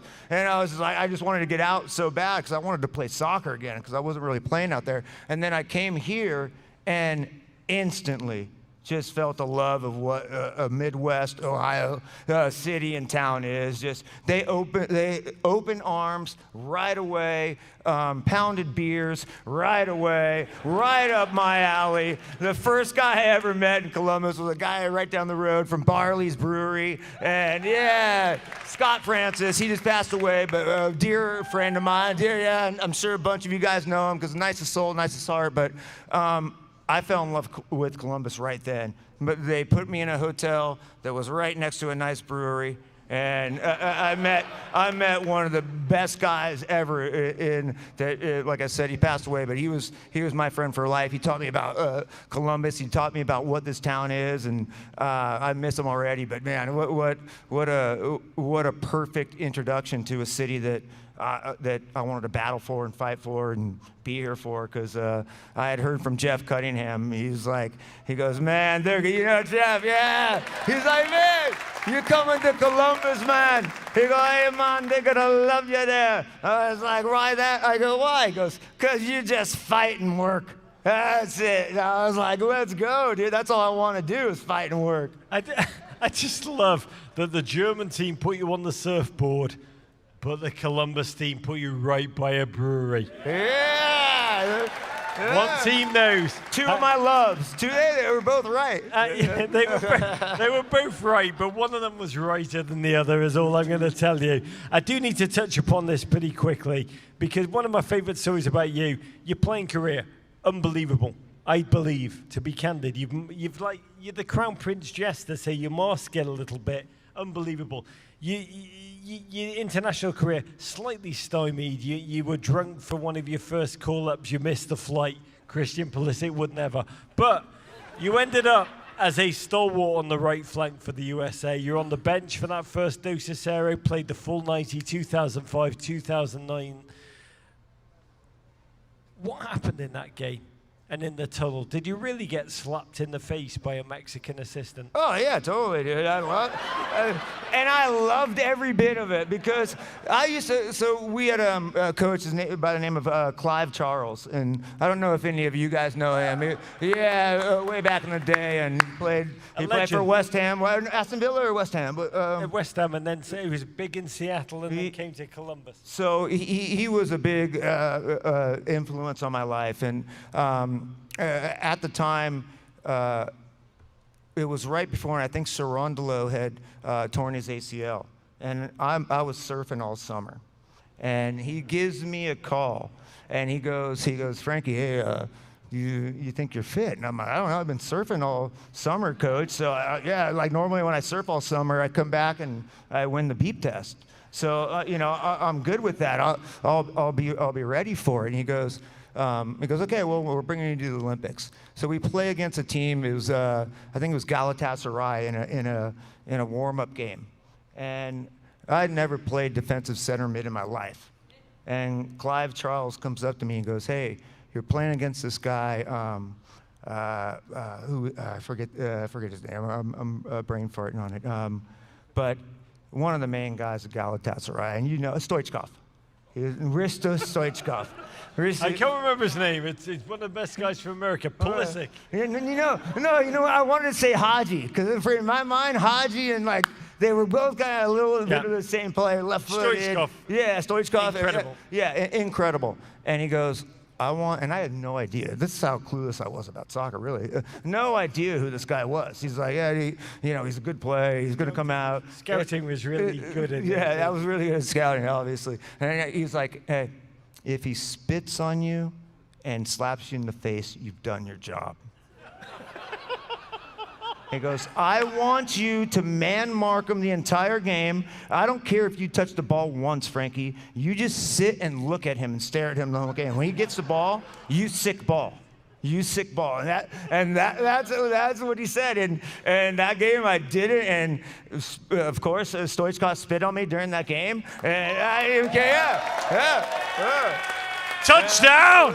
Touchdown. So, you did. I did my job that game. And I guess my point being was, hey, man, just go out there, and if a guy slaps you in the face, and a guy is that pissed where he can take it to the next level like that without saying, hey, you want to go in a ring? I was happy. I was laughing at it, dude, because it was such a soft slap. It was like I was like, dude, that's how you're gonna slap someone, dude? Like, oh my God, dude, that was a joke. It was such a little spit. It was not a real spit. It was like. By the way, when you go and take the acclaim of the crowd, I want you to all spit at Frankie in the way he respects him. You've done your job. I'll be standing over there in the back, but God bless. I mean, these people love you. There's an affinity. I love them. By the way, it's amazing. This man is one of your own, but he was born in California. And I've said to you, you are the lungs of American football. In our best days, this city has been our home. We've roared in this city. This city has lifted our men's team when we've needed it. We need it right now, Frankie hejduk. When you watch this men's team, what makes you believe that tomorrow night in Columbus, this will be the place where we will find our mojo again?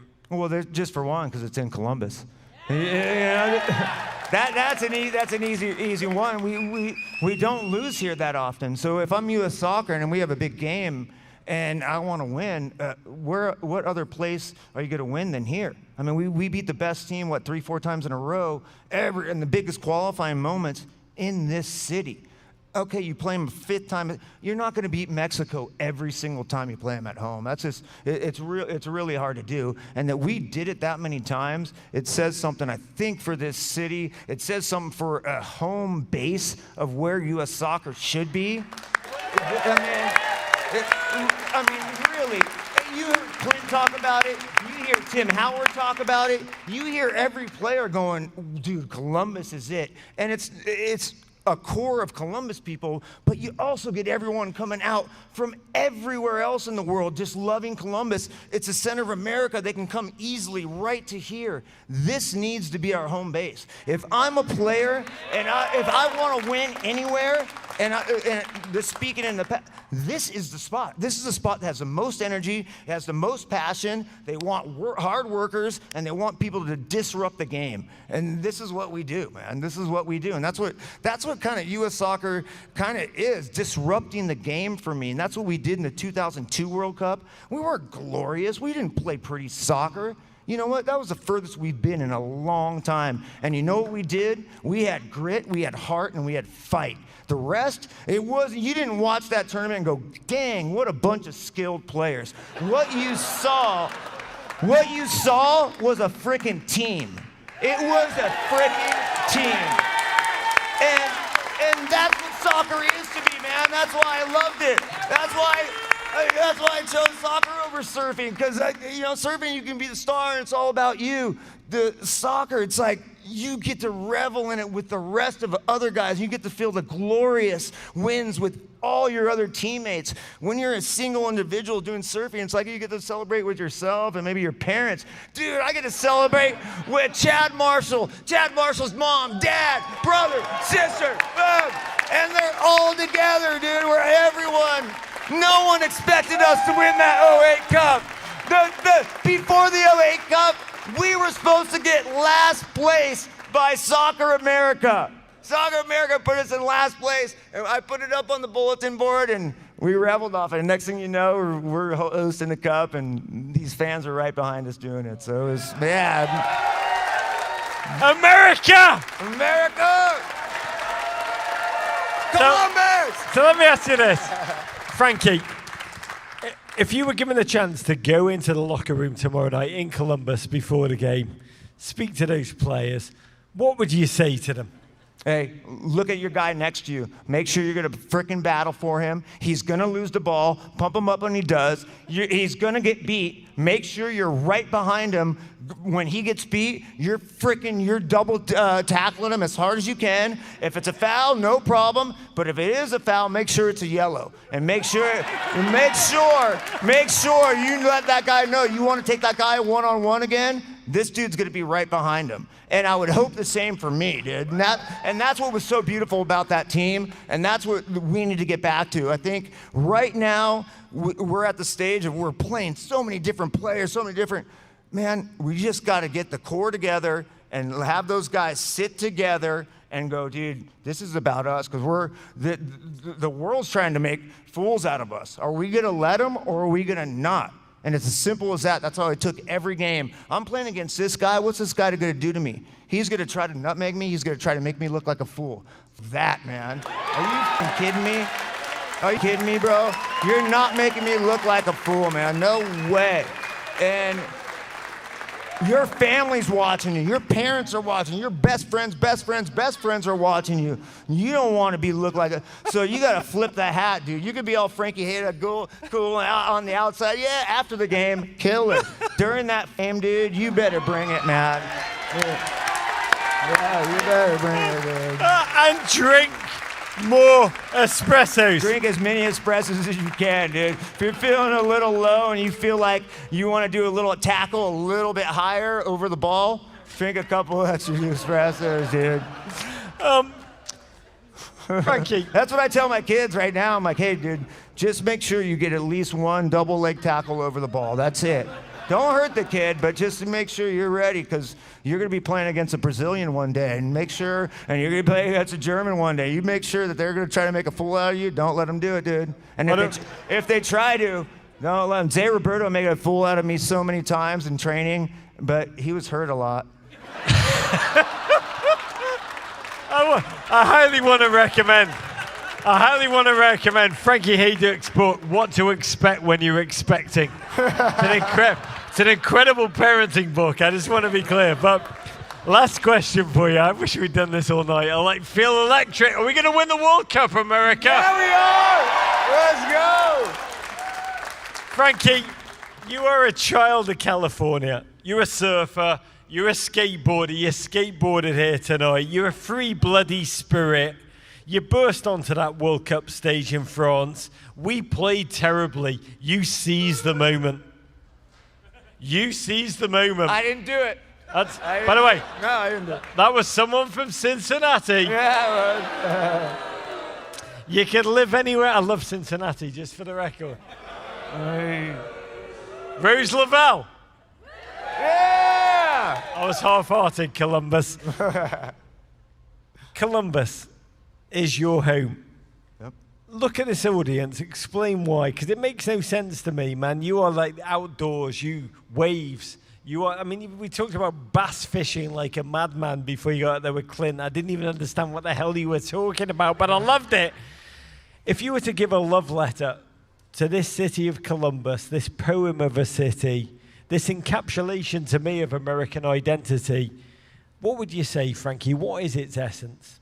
Oh man, just that they open you with open arms, man. It was one of the strangest things of my life coming to here, because I came from Germany from where it's the opposite. You would go in a locker room and it was dead quiet.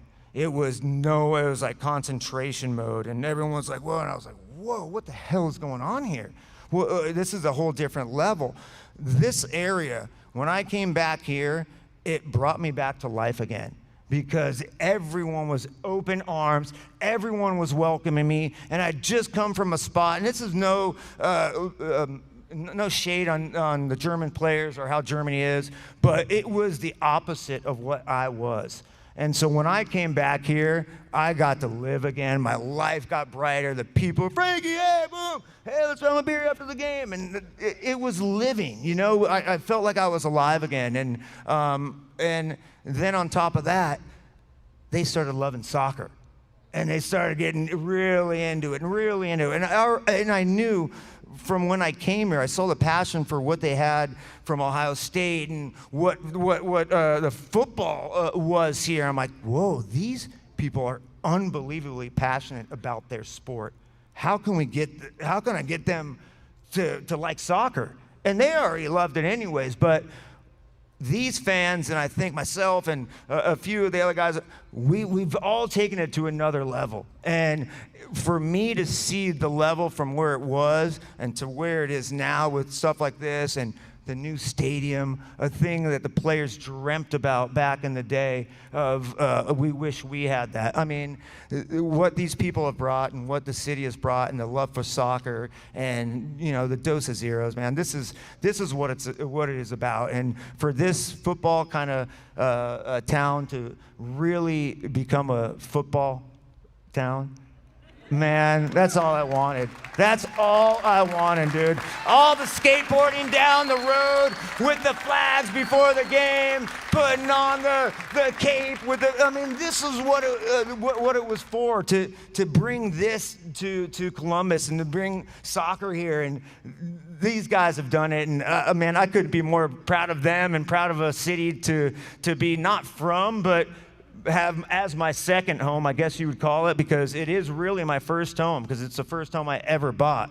So this has been my first home, and this has been my first home. So I claim it as my first home, but man, I love this place. I love these fans, and I know every 25,000 that are in that stadium. I've high-fived them, probably their daughters, their sisters, their wives, their Sons. friends, their boys, their girls. I'm not talking about just girls, guys.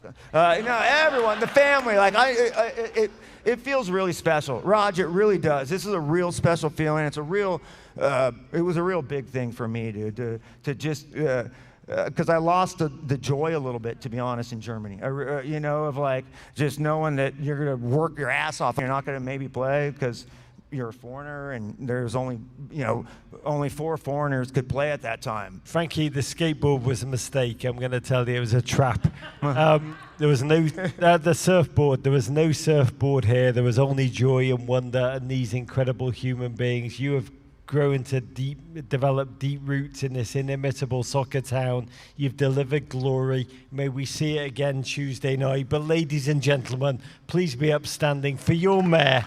It's Mr. Frankie Hejduk. Love you guys, Columbus.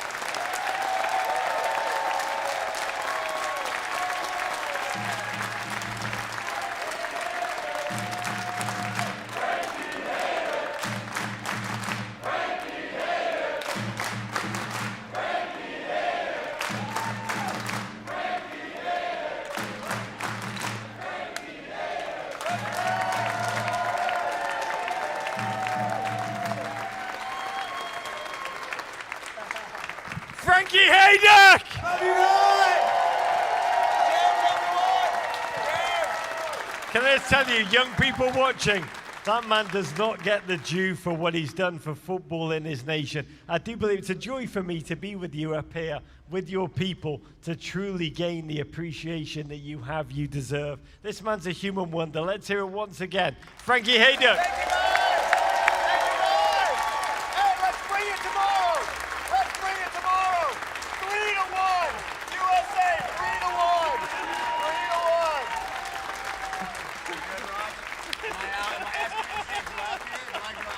These kids are my exiting stage left here. The heart says no, the mind says yes. Frankie, you can sit down with us. I have no more questions, Frankie. Frankie's going to come for a drink with us in a minute, Columbus. Yeah. Come and have a pint with me and Frankie in 1 second. I do want to wrap up the show. Hear it again for Frankie hejduk, who's a bona fide American legend. Thank you, guys. I love it. Just hanging out with me. Come here. Can I just say, towards the end of the post-game show on Saturday night, with Clint Dempsey, after the career defeat, I asked Clint for a moment of optimism. He said, the rain can't last forever. I made the mistake of Googling that right afterwards, and I learnt about something called a Cornean pluvial event, which happened 5 million years ago, in which widespread rain hit Earth for 1 million years. Or more, said Google. F Google, right? We're here because we love football. We believe in this team, the United States team. We dream about this team. We dream great dreams. Wilfried Nancy has shown us tonight the power of dream. You guys have shown us the power of dreaming and big dreams. When that team was leaving, you dreamt it would stay and it would. So Columbus, tomorrow night, let's savor in your presence. Let's savor these moments. And I do want to say, when things are dark, I always find myself stripping football back to its bare essentials, to what's really important. And I want to take a minute to read a letter that was sent to us to the Men in Blazers at Gmail account from a GFOP, Gil Rutledge, who wrote the following. He wrote, Rog, I'm looking forward to seeing you with Clint and Herc and Frankie and more on Monday night, even though I'm worried it might feel vaguely like a week. I'm thrilled by the prospect of being surrounded by fellow US football fans because it's amazing to remember we're not alone. Being a soccer fan in this country can be an isolating experience. Along with my wife, I'll be taking my dad, who raised me, to follow both the US men's national team and the US women's national team. We travel to see them. He started his career in Columbus, where I was born. You can clap that because Gil then moved to Cincinnati. But he said we traveled to watch the team in Chicago and Winnipeg, but Columbus was our most frequent and cherished spot. I was there for Dos Aceros. Michael Bradley scored twice on my birthday. It was one of the greatest gifts of all time. I've been fortunate to have had a father who's helped foster and nurture my love of football. It's always special to watch games with him. I've been lucky enough to be able to return the favor and take him to games of the US, but it feels really full circle to be able to take him back here to Columbus for US Soccer's game here tomorrow night. Let's go!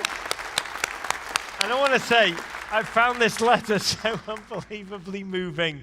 A reminder at its core of what it's all about, the connections we make, the memories we forge between the generations, between mothers and fathers and sons and daughters, the feelings we all share in good times and in bad times. And Gil, I think you're here tonight with your father, and I hope we get to have a pint after the show because your letter summed up the essence of why we watch football, why it's the game that we love, and why this city, Columbus, represents it better than anywhere else in this nation.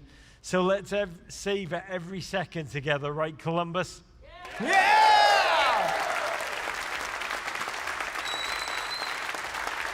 We're going to go for a drink post-show together.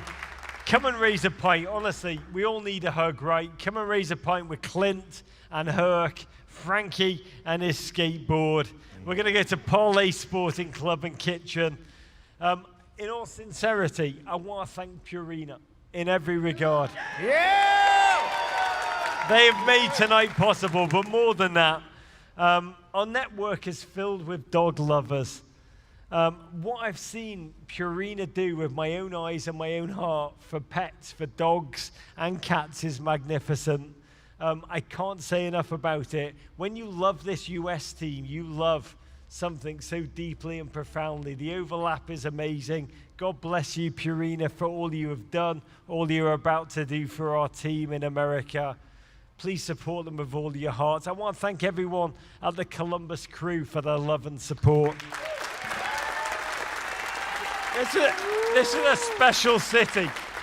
This is a special club. This is a special fan base. And to close this night, I want the last word to be from the fans themselves. So I want to invite onto stage members of the Nordeca, the Fame Supporters Club. They are amazing. They've seen it all, and I mean it all. They've lived great days, they've lived darkness, they've always been there. That's the spirit we need to channel. That's why I would say, that's why I came here tonight. They are amazing. Actions speak louder than words. So I want to thank you all for having me. I really, really do. I'm humbled to be here. Come and have a pint with me, Columbus. This is Rod saying, here's a Nordeca. Go, go, USA. Courage. Take it away, Nordeca.